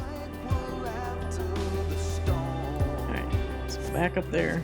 I wish there was a faster way to get to the actual cafe.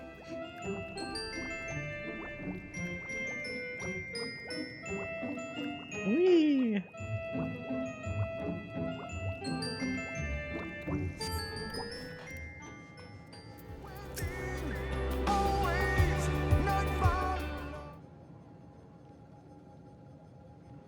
Race preparations continue in accordance with projections. Did the inventing life form raise any matters of note?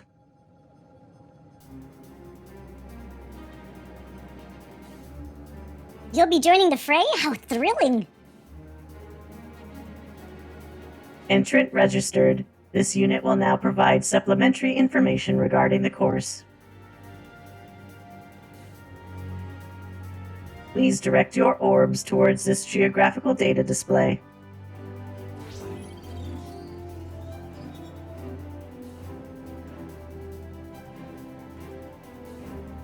Oh. Does it take place on the ship as well?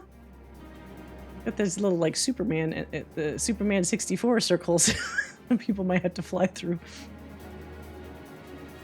The race will begin at the starship Ragnarok in Ostracron Deca Oto.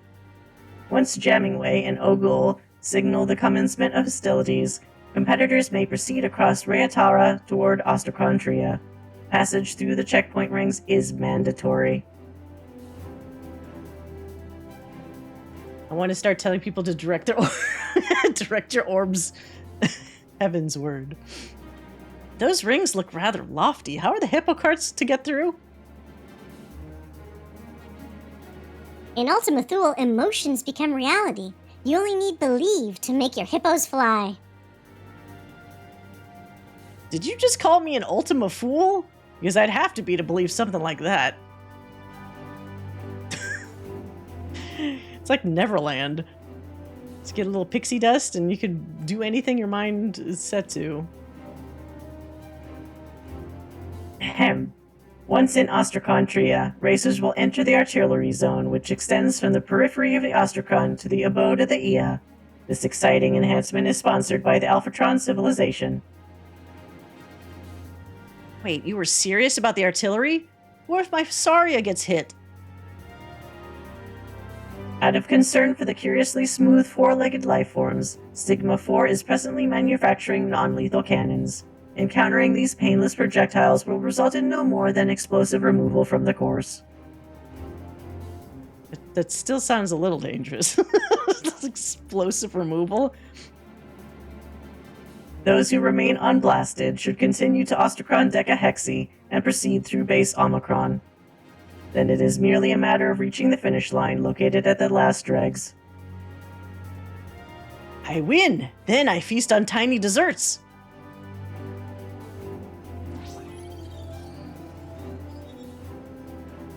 Note that, in accordance with the Omicron contest protocols, there are no restrictions on contrivances mechanical, magical, or maniacal during the race. This concludes the briefing.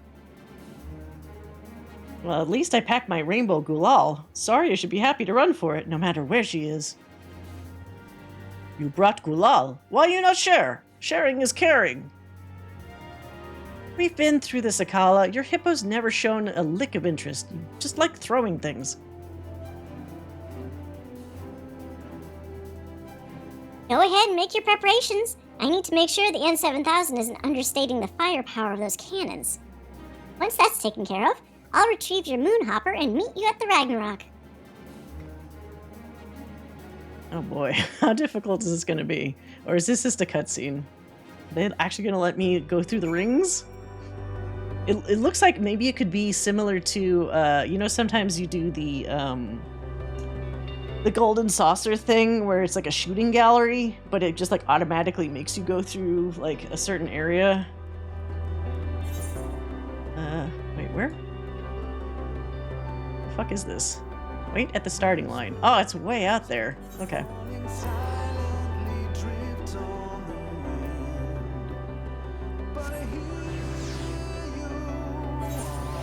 Fast and the Furious in space.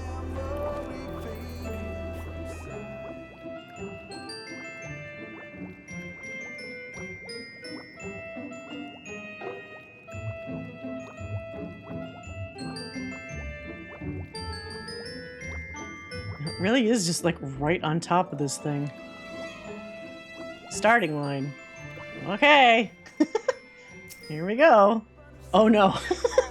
Upon commencing the race, several cutscenes will play in sequence. It is recommended that you set aside sufficient time to view these. Okay, so it's just cutscenes. Okay. Too bad. It would have been interesting to see what my skills are in racing. Probably not that good, though.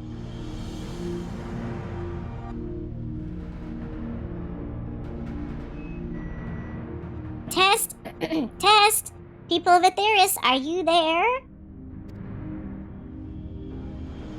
We are your hosts, Talking Way and Dreaming Way, coming to you live from the very edge of the universe. And here among the stars, the Hyper Hustle is about to begin. This contest for the ages will see competitors race across a land as barren as it is beautiful, vying to be the first across the finish line.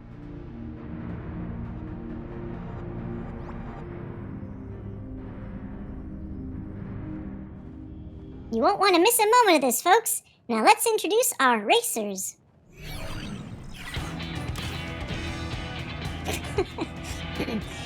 Hauled by the speedy Sara is a courier as fast as she is reliable.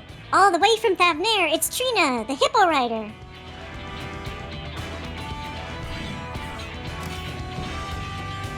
Next, Agajasura is fearsome on the track as he is fearless on the battlefield. Honed in the fires of the Hanish Hippo Hustle, Akala.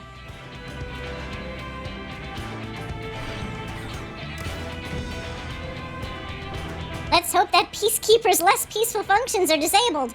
Hailing from Corellin, a team of once bitter enemies turned fast friends, the citizens of freedom.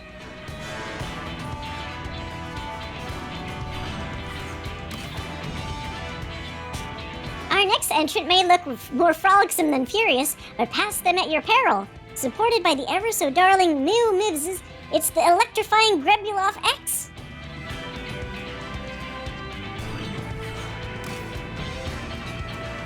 This mean, clean speeding machine is ready to put the Alpha back in Alphatron civilization. Say hello to the lethal Lambda unit, Victory!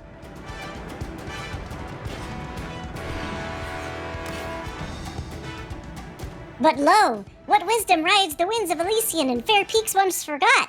The Dragon Star has joined the fray.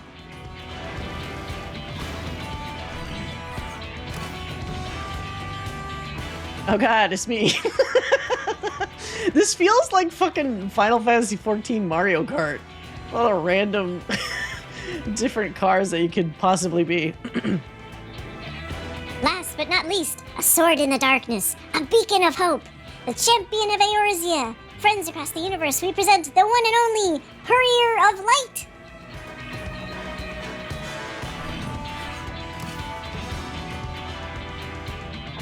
What's this? A Nibiran challenger?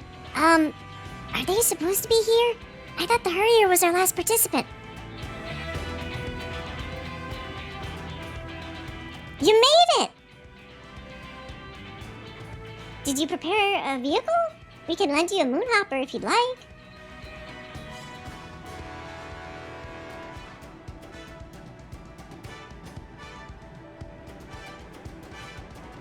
Oops, why isn't this working? That will not be necessary.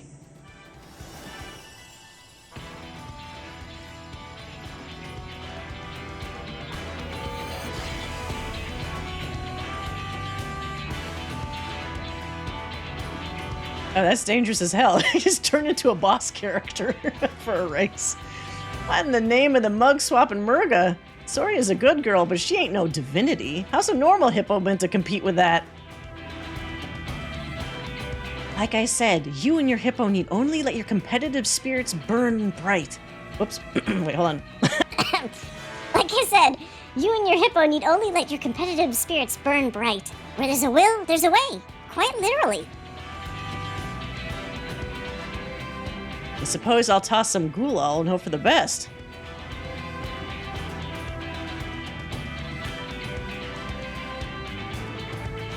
Racers, are you ready?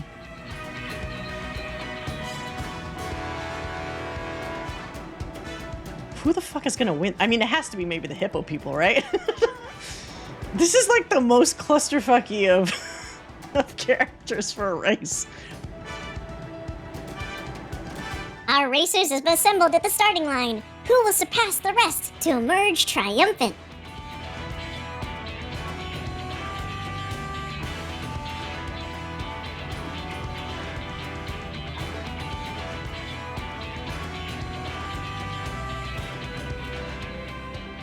On your mark, get set,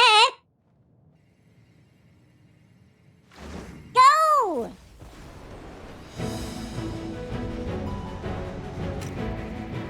And they're off with Nibiru God Ra taking the lead.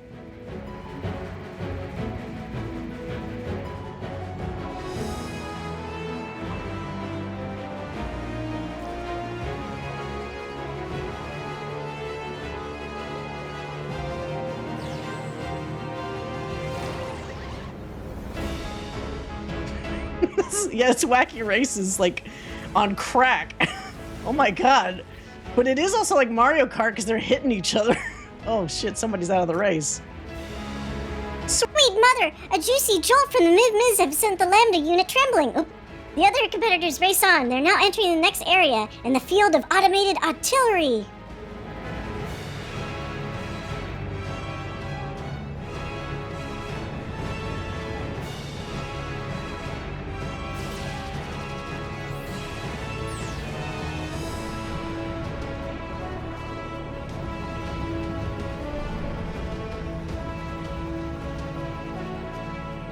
The citizens of freedom are going in. We've received a transmission from the Peacekeeper. This is not compared to the carnage in Corellon. Yeah! You heard it here, folks.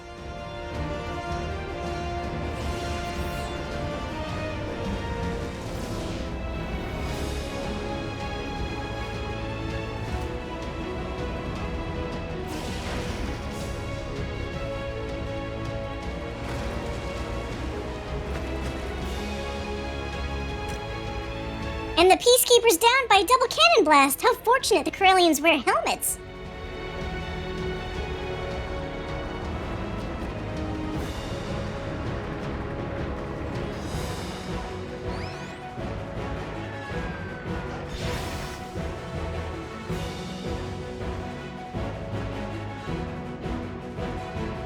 Ayakala's cart is enveloped in a cloud of gulal. A ploy to distract competing hippos, perhaps? Or did he fall prey to rainbow temptation?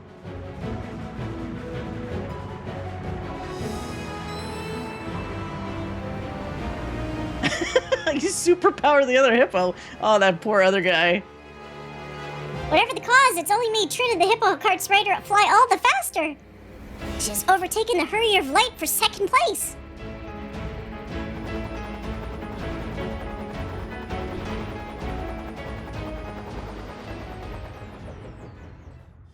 Oh god, what is this?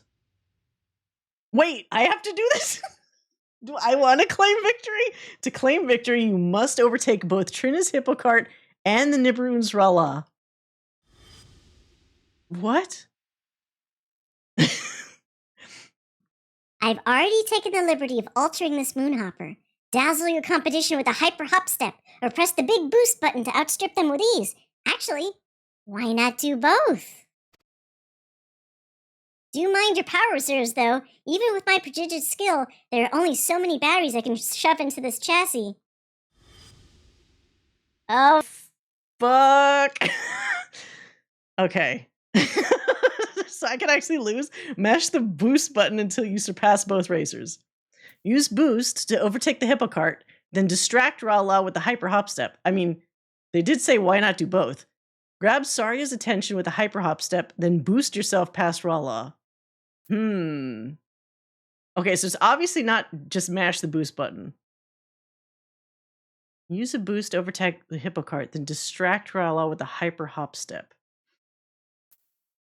Which one's more likely? Saria's attention with the boost. I feel like if anything could be distracted, it's the hippo. Because Rala has just been like speeding through and not really paying attention to the other racers pretty much. So, oh god. Let's try the hyper hop step and then the boost.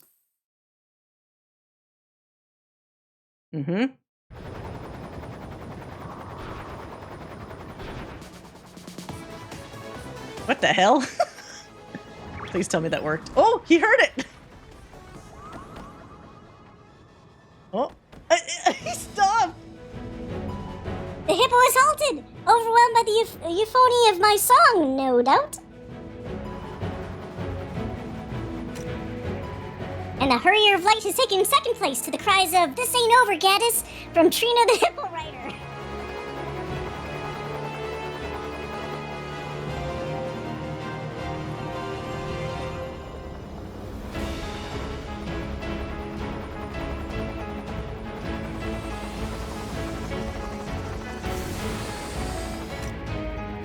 This is it, folks. The final stretch. The Hurrier of Light has pushed the Moon Hopper to hair-raising speeds. I can't read the rest of the text.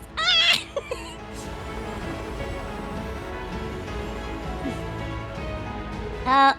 It's as pure speed at this point.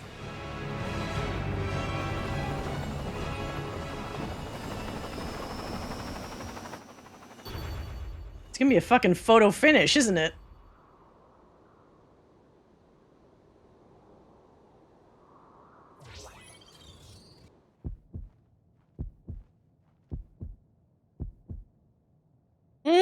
We have a word from N7000 at the finish line. The winner of the Hyper Hustle is...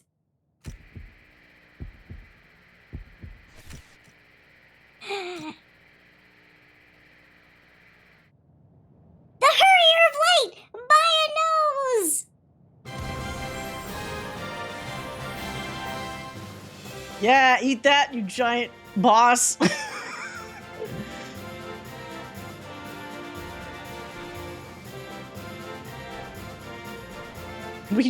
I feel like we cheated because we had like a jacked up racer. We had nitrous oxide or whatever in the Does that feel wrong that the Warrior of Light basically kicked everyone's ass? Should I have let them win? I feel like, well, the hippo wasn't going to win is the problem.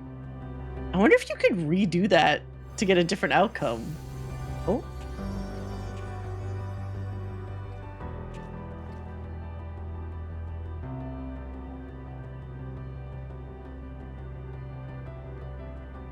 We do not understand.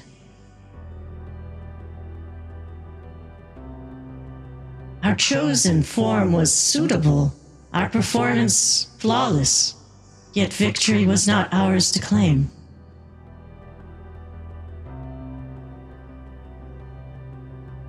It has been long since we have experienced this quickening of the pulse, this vexation.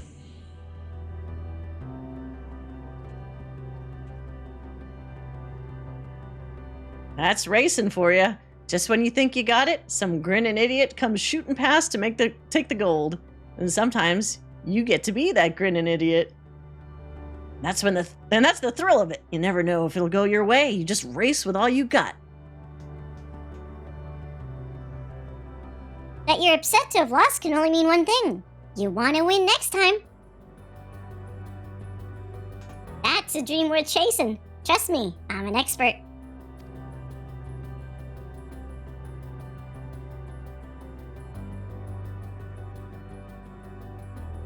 We do feel a yearning to race once more, a desire to triumph.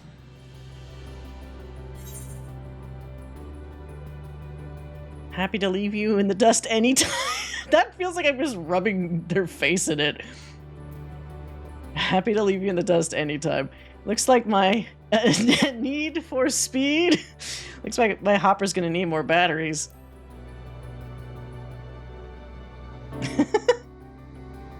Maybe regardless of how this goes, the Nibiruun always, like, loses? I wonder whether it's us or the hippo that wins.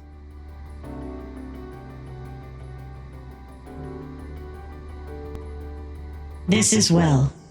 We will engage with other patrons of this establishment to develop a superior stratagem.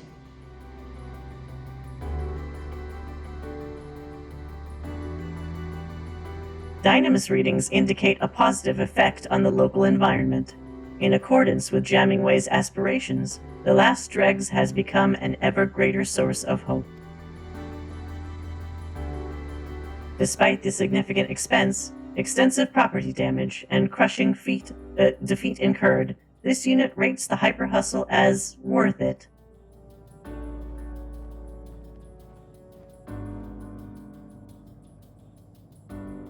Yay! It's better that you win than... Yeah, I do wish the hippo would win. I don't know if they could have.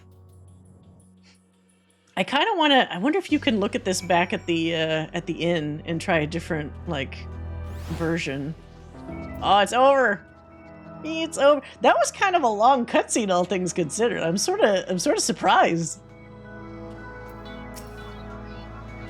To think you did all of that on a Loprit-built craft. I'm delighted that we could play some small part in your triumph. And I'm even more delighted that the Nibiruun had finally found something to work towards. Still, I'll be glad to resume our usual service. Maybe make myself a nice carrot coffee while I'm behind the counter.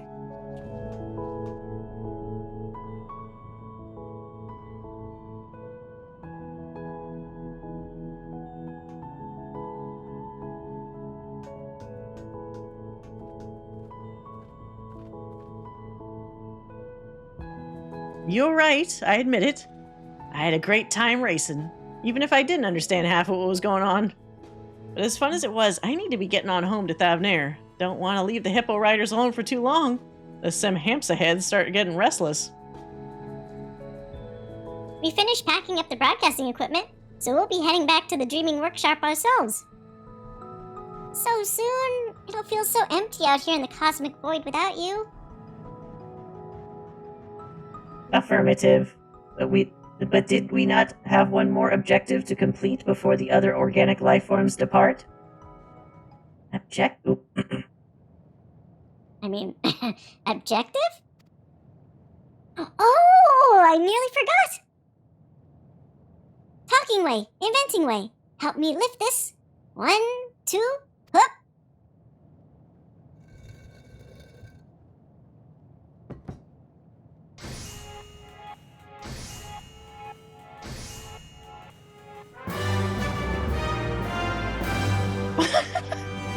I have a trophy?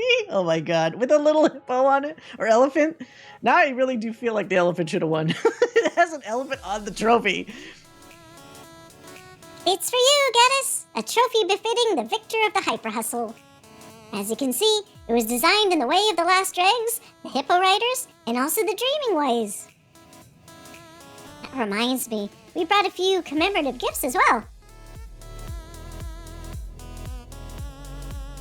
Wait, so if there's a cutscene where I get the trophy, does that mean somehow we would have won all of them regardless?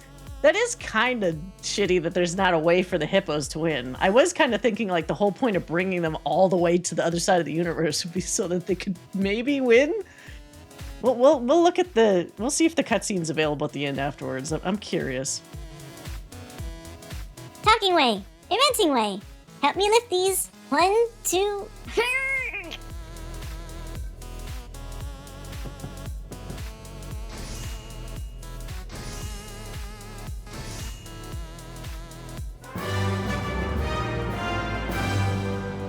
one for the last dregs, and one for Savarna.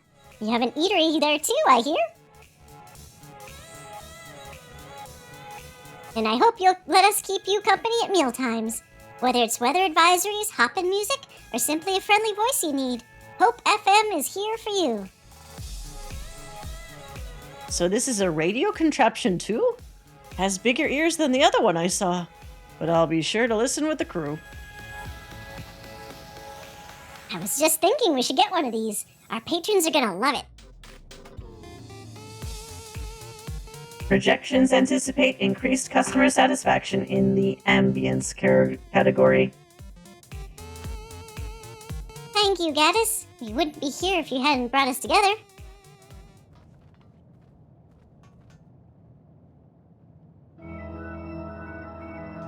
I think I speak for everyone when I say that this day will shine like a newborn star in our memories.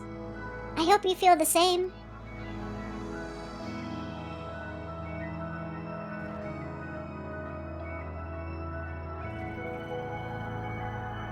Aww. The feel-good quest of the year. Although it's only January, so there's still time for more. Just don't let it eclipse the possibility of more unforgettable days to come. After all, look across the sea, up at the moon, past the distant stars, and you'll find us waiting for you.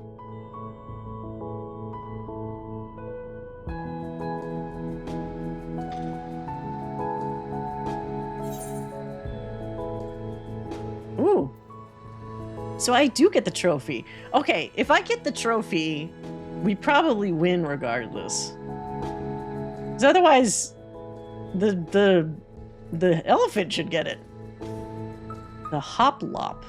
An illustrated manual of the various steps comprise the Hoplop, the Loperit's irrepressibly jolly dance. Oh my god. Am I gonna dance like a Loperit? Used to learn the Lop Hop emote. I have to try this.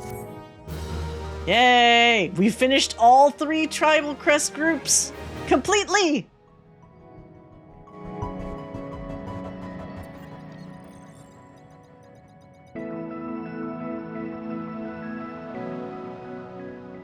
I think we did get railroaded into racing. Oh, we're all allied. Allied reputation for everybody. Through your efforts, your allies from Aetheris to the stars beyond have forged bonds of friendship that promise to remain strong through the years. You are truly a hero to tribes throughout the universe. Yay! Did I get an achievement too? Space race. Oh.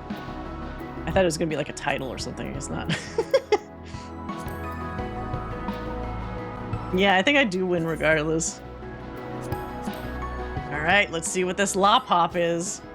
I'm a tap dance on the moon. Hold on. Let's aim the camera down. Lop Hop. Oh god. What the fuck is this? Oh, well, okay. Alright. It's so funny seeing a tall-ass Ellison. A gangly-ass Ellison doing this shit.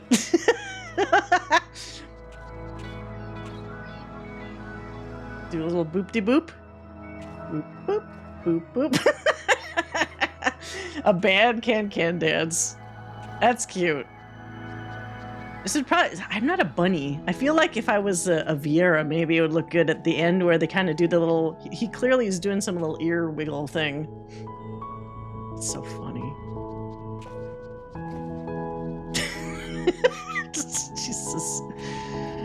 Oh my god.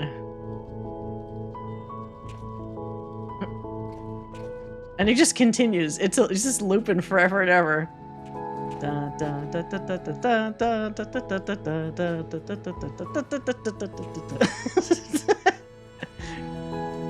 Oh wait, there's that bunny.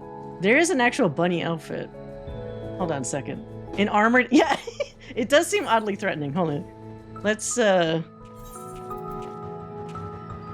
here. Do I have anything that's not? What was my white mage or my astrologian wearing?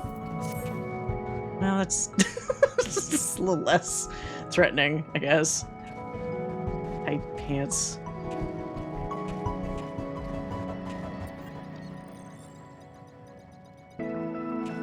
Oop. That's the part that I find the funniest. The little butt, the butt jutting out. Reaper? I don't have like goofy outfit. My adventuring outfit. Jesus Christ. Hold on. There's I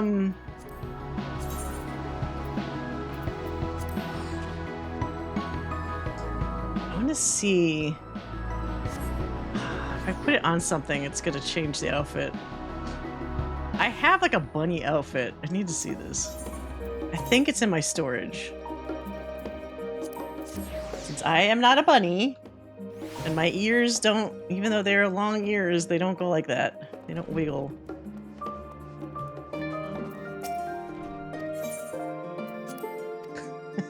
That was cute though. I liked all the Beast Tribe quests. I mean, not that the Beast Tribe quests previously were bad or anything, but all 3 ones this time around were like in different degrees of heartwarming at various points, and I thoroughly enjoyed them. Okay, I think there's a category, I think, for these.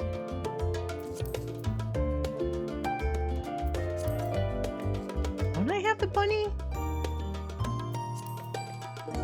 Rabbit head. Okay. Wait, hold on. I can apply the glamour, but I need to put it on something where I can change the plate afterwards, so I don't... Okay. What is this? This is Astrologian? I can do it on Astrologian. Okay.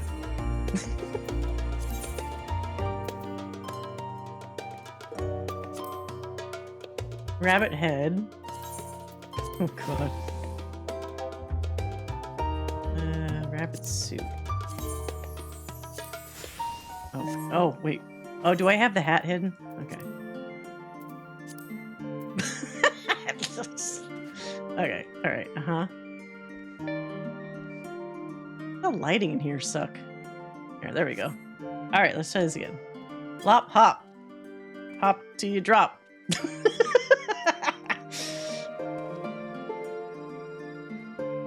Doop-a-doop-a-doop. Boop. Oh, there you go. Means something else when you got an actual tail. Oh, but it doesn't do the ears. All ready for Easter!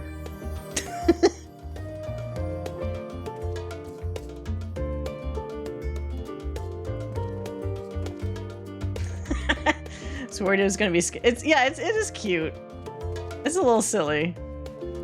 Let's see, did I have any other costume that'd be funny?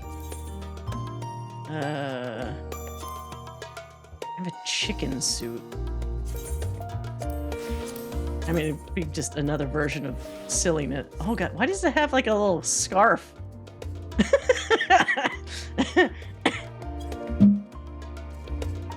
Gobble, gobble, gobble. I guess that's a turkey, not a chicken. This is so disturbing. I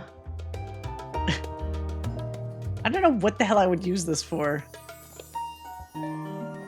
Okay, stop. We have to stop.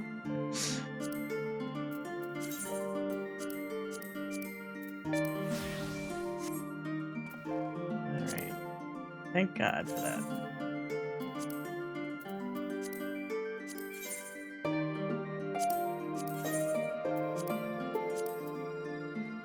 Oh, whoops, did I not change? I hate every time I slightly change an outfit, I have to immediately fix the portrait, otherwise it doesn't, like, show up properly. The chicken does, I was thinking, like, it does seem like a slight KFC thing. But I don't know. I don't think it's supposed to be. Pretty funny, though. Well, that was really cute. I like that a lot. I guess, Trying to think, what time is it now? It is almost midnight. I don't want to go on super long, but that was kind of a nice, maybe that's a nice way to kind of wrap up the stream for tonight. We did our fun little reacts to non-Final Fantasy things earlier in the evening, and then we had 2 very fun quests. I do feel like, so this was a really nice ending for all 3 Beast Tribe quests, and I do feel that it suitably seemed, you know, fleshed out at the end. I do feel like the Tataru one, the finale was a little less interesting than some of the individual trips that we took, because we had some fun like individual adventures each time there was a Tataru quest, like per patch. But the last bit was like, I mean, I guess it makes sense thematically, where it's all about the people from Thavnair. But I do feel like in terms of guest stars and stuff that we did, it was not quite as interesting, like visually and like location-wise. That was a little disappointing, but I did like how they brought it all together with Tataru finally getting the jewelry that we've been like slowly working on for like many patches now. Oh, right. I wanted to see just real quick if there was any difference. What is the... I don't know what this is classified as. Not role quests. I'm not sure what category Beast Tribe things are in. Maybe side quests? Ultima Thule, perhaps? Nope, not that.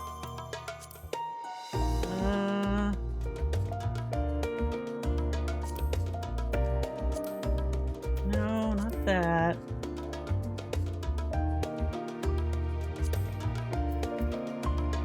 Is it Chronicles of a New Era?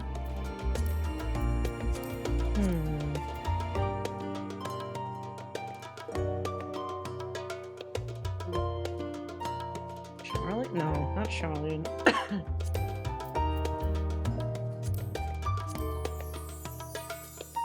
Oh, Tribal Quests. There we go. Wait, but Dreams Come True, was that the one it was? Or is it... Oh no, does it not have all of it? Hold on.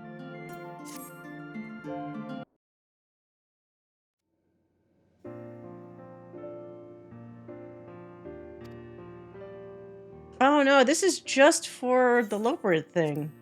No, do they not let you see... You only get to see that whole cutscene like once?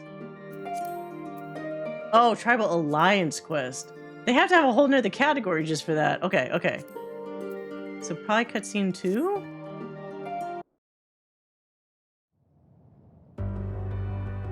Oh no, this is afterwards. So those guys always lose. I feel bad for the 2 Mass Effect guys, because like they hated each other's guts initially, and now they're friends, but then they still lost. Okay.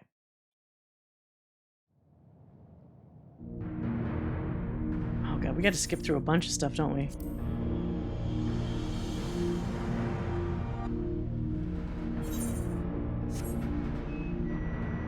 Okay. Oh, whoops. I don't want to auto-advance it. Let's see. Zip through. I don't know if we can skip through the actual race cutscenes. We might have to watch the whole thing again.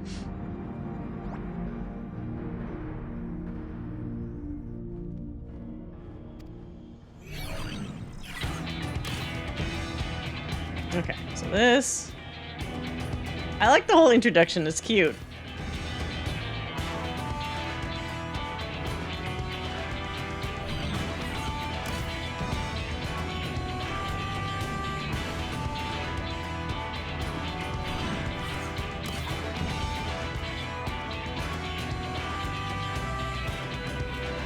Yeah, it was these little guys. It was a cute quest. I hope there's more like that in Dawn Trail. And also considering how like serious and full of despair the main Endwalker stuff was, it's really nice that this stuff like brightens up a lot of that. Got that flashing propeller kind of messes with my eyes a little bit. Okay. Skippy, skippy.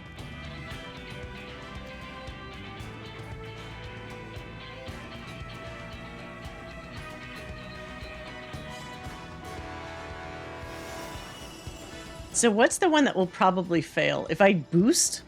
Because that means just slamming on the boost would probably make me lose if this was... if any of the hints that I got factored into it at all.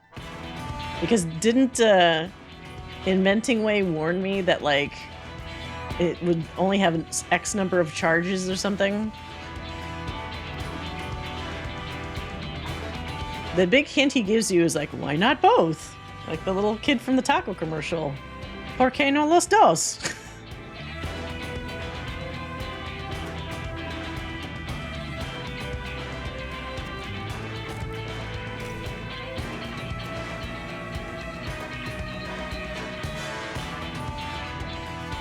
All right. Skip. All I want to do is get to the part where I can put in my input.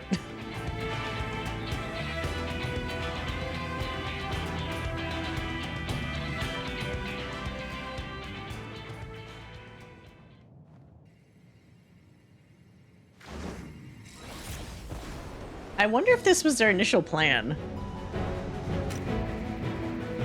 Like, did they have the ultimate, like, alliance quest at the end already planned out all the way at the beginning? Or did they get to a certain point where they're like, okay, now we gotta figure out how the heck we combine the events from all 3 Beast Tribe quests into one that somehow makes sense? Because they're all so different.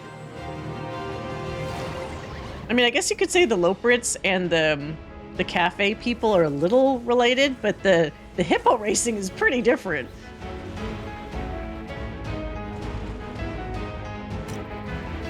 Okay. It's one down.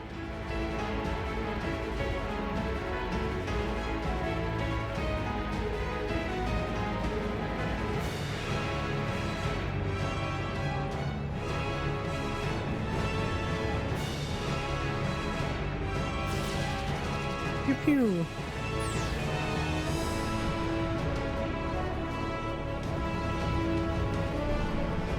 How does that thing even fly? It doesn't have any, like, rocket launch or, like, propulsion thing. It's really just, like, kicking its feet through the air. I don't get how that's supposed to fly. I mean, I guess the big Sphinx thing isn't really flying either.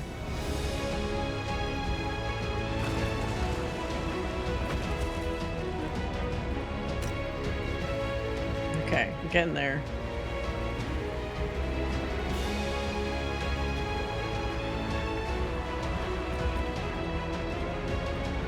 And this guy fucks up because he throws it too far out. Didn't he know that that would happen? Oh well.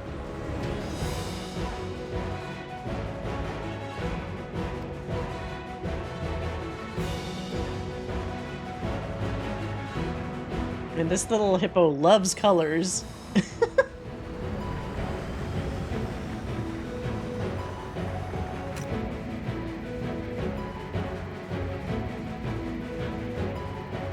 I love that having 2 little bunnies as the commentators also. That's very adorable.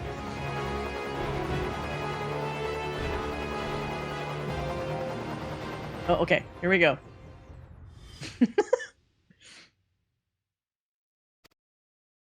So what was his clue?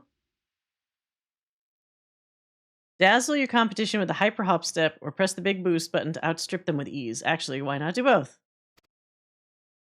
Do mind your power reserves, though. Even without prodigious skill, there's only so many batteries I can shove into this chassis.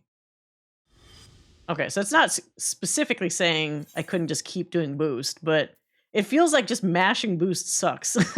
Because you should run out of battery.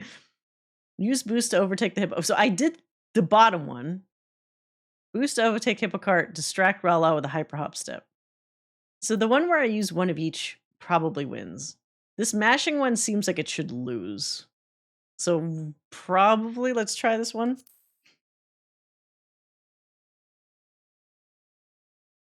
Weren't you listening to my brilliant explanation, Gaddis? There's no way the batteries can sustain that much boost. Ah. Oh no. So that's how they change it. You just can't do the thing. That's dumb. All right, then the second one, use boost to overtake the hippocart, then distract Rala with a hyper hop step.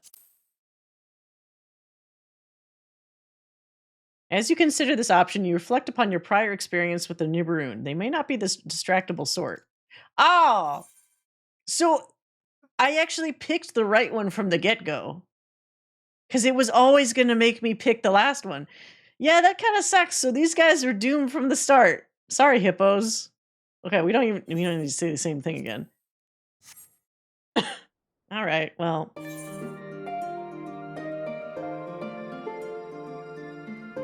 It would have been cooler if we at least had a variation, but I guess there's so much in that cutscene, and who knows how much time they actually had to make it, that they just didn't have other options. I do feel like the hippos should have had a chance to win, if I'm being honest. That would have been nice. Especially since they came so far. Like, everybody else seems like they're more or less regulars in the area, but you're seeing, like, two Arcasadora who are definitely out of their element, bringing their hippos into space. It's like, consolation prize, maybe? I mean, I guess they did get those radios at the end. Feels like you stole their cultural heritage. It kind of does, doesn't it?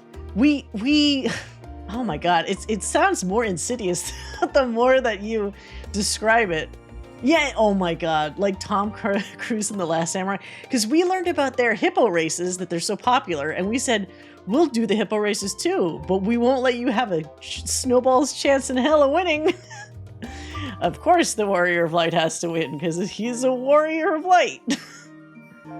Ah, well, at least we got a dance and a trophy out of it. Could have been worse, I suppose. Oh my god. Why is it so dark in this room? Hold on. Let's try to do like a G-pose version of this where I actually can see light. Oh, my little character's dancing.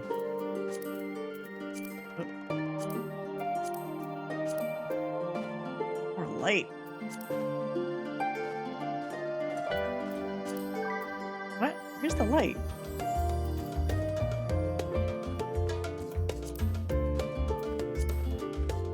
Why is it only... What the hell? Wait a minute. What the fuck?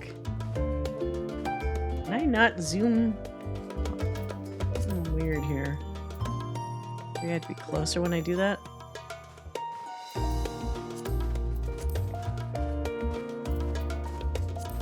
Why is it not? There's something weird with this room. Normally, if I'm facing my character and I do the lighting type, it just like super lights the room. What the fuck? This room is cursed. Why is it so dark? Alright, whatever. I'll just leave it this way. Anyway, I think that's good for tonight. That's some fun, unique content. I do think, though, that might be the end of all the fresh new 6.55 stuff, because we did the story stuff and... what else did we do last week? We did the main stuff. Oh, the Hildebrand stuff last week. And now we did the remainder of the long-term quests this week. Let me check before I kind of wrap all that stuff up. Let me double check. Where's the patch page?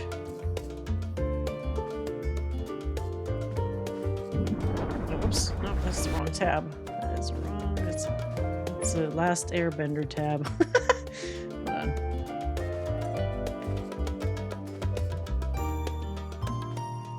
Okay, here we go. So, Alliance, Tribal Alliance Quest, that was that. New chapters in New Game Plus, which we don't care about.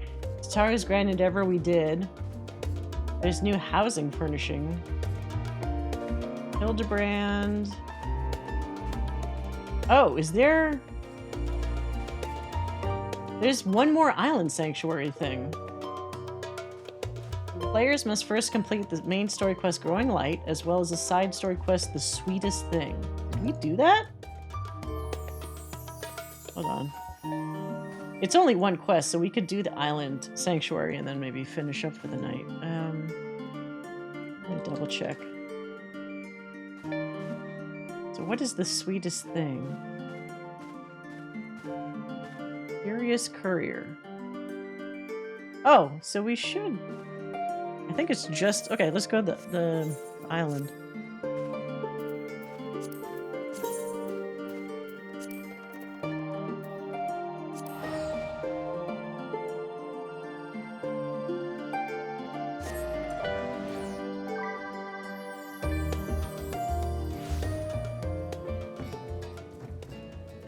Okay. Unnamed island. Okay, so we talked to the courier on the island. Oh my god! That's the fucking raid. There's an Azlotl. That's the raid mount that you can get. I think it's from this current raid tier. That thing is huge. That's a big Azlotl. It's cute, but it's also kind of creepy because it's so large. I don't know if I like it that large. Alright, let's get on the island before I think too much about it.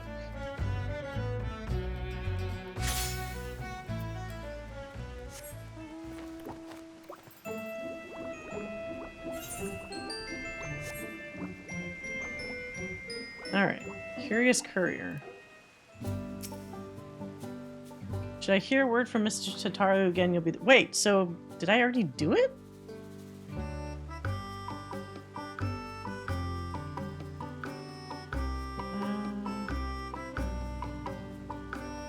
I already get this outfit? Recreational Isle Half Slops. I think I have those already.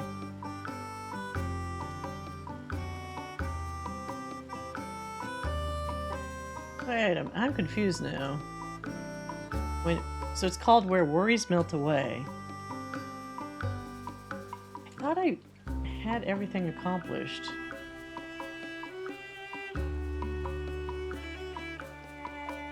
Where to find it?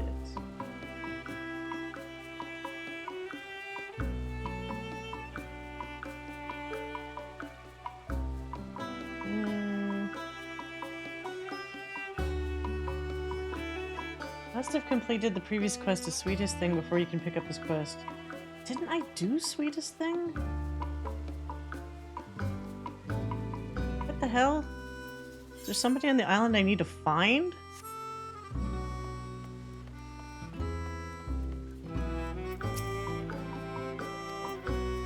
I didn't already do it, right? Well, this came out in this... I'm confused.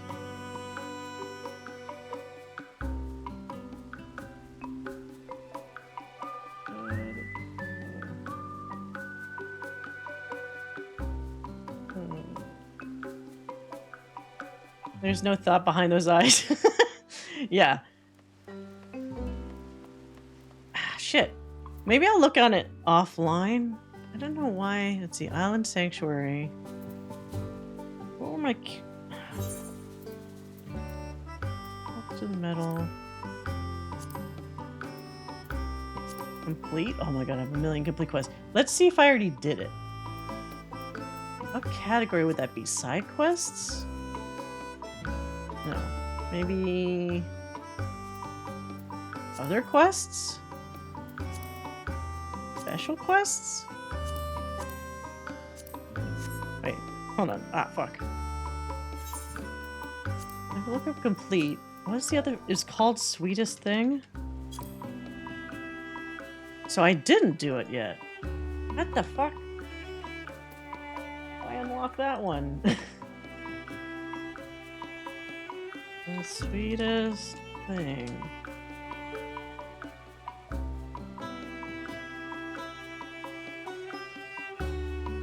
Requirements. Idyllic Island level 1. Any class level 1. What? I maxed out my sanctuary rank too.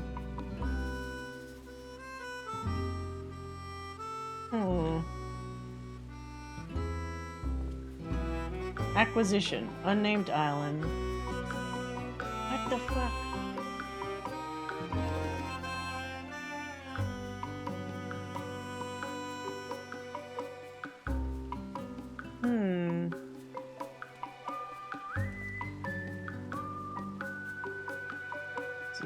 Idyllic Island.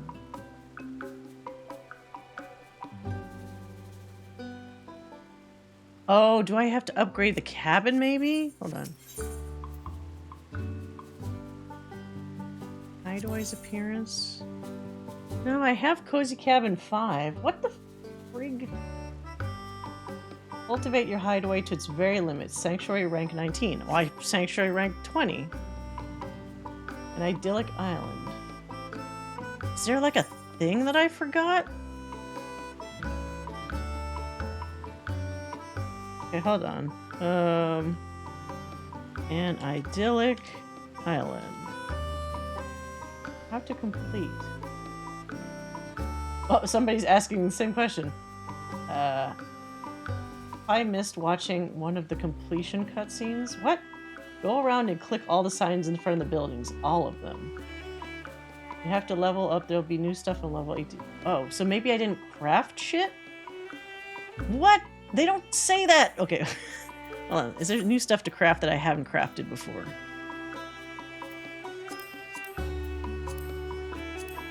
I craft these things before? But these are just things to catch. I guess we'll check each one of these facilities. Renovate. Oh, wait! Renovate facility. Okay. Damn it. See, what sucks is that's not indicated in any of the level requirements. It just says to get your level to level 20 and some other shit. Which I already did. That means I already maxed out my level for the sanctuary. Whoops. Without fully renovating all the stuff. My bad. I thought I did. Oh my god, I have to renovate all of these? This is gonna take it. I guess maybe next time we'll see. It's gonna be like one quest and then it's gonna be done. Because this takes a real life day, I think. Oh man, I didn't realize I have to do all of these fucking things. The life of a homeowner. Do I have to redo this guy? See, this one's already level 5. But what? Do it again? Isn't it? Facility. Oh, just facility 5, like the location number, not the actual level number of the thing. Oh my god. No, insufficient materials. Oh god. Okay, alright. I'm not gonna do this right now. Well, next time, what we'll do, here, I'll do a little hop while I talk. Next time, we will finish up the Island Sanctuary quest next Monday. Wednesday. Sorry, Wednesday. And then I haven't touched the interior of my house like at all. So maybe for a little bit Wednesday, which will be another probably shorter stream than this one, honestly. We'll do any little remainders in 14 for this patch. So Island Sanctuary, start to think about ideas for my housing interior. So a chill stream again. I might also collect some samples of really cool houses that other people have designed. So maybe we could check it out. Maybe give me some feedback on things that might be good ideas to try to mimic or take inspiration from. True interior decorating for newbies, because I don't know anything about good interior decorating. But yeah, we'll do that next time. Thanks everybody for coming by. Hope you enjoyed our little mishmash of everything tonight. Hope it made your middle of the week a little easier to get through. Our next stream will be Saturday at 8 p.m. Pacific. We will be continuing Baldur's Gate 3, Act 3, hopefully taking down the big devil man himself. 'Cause I wanted to do that last time and it took a lot longer to get to that point than I thought. But yeah. Thanks everybody for coming by. Thanks again, Arel and Mandolin, for the follow, and everybody else for the lurking in the comments and all the fun overall. It was a cute couple of quests that we did. I enjoyed it. In any case, I hope you guys have a great rest of your week, and until next time, take care.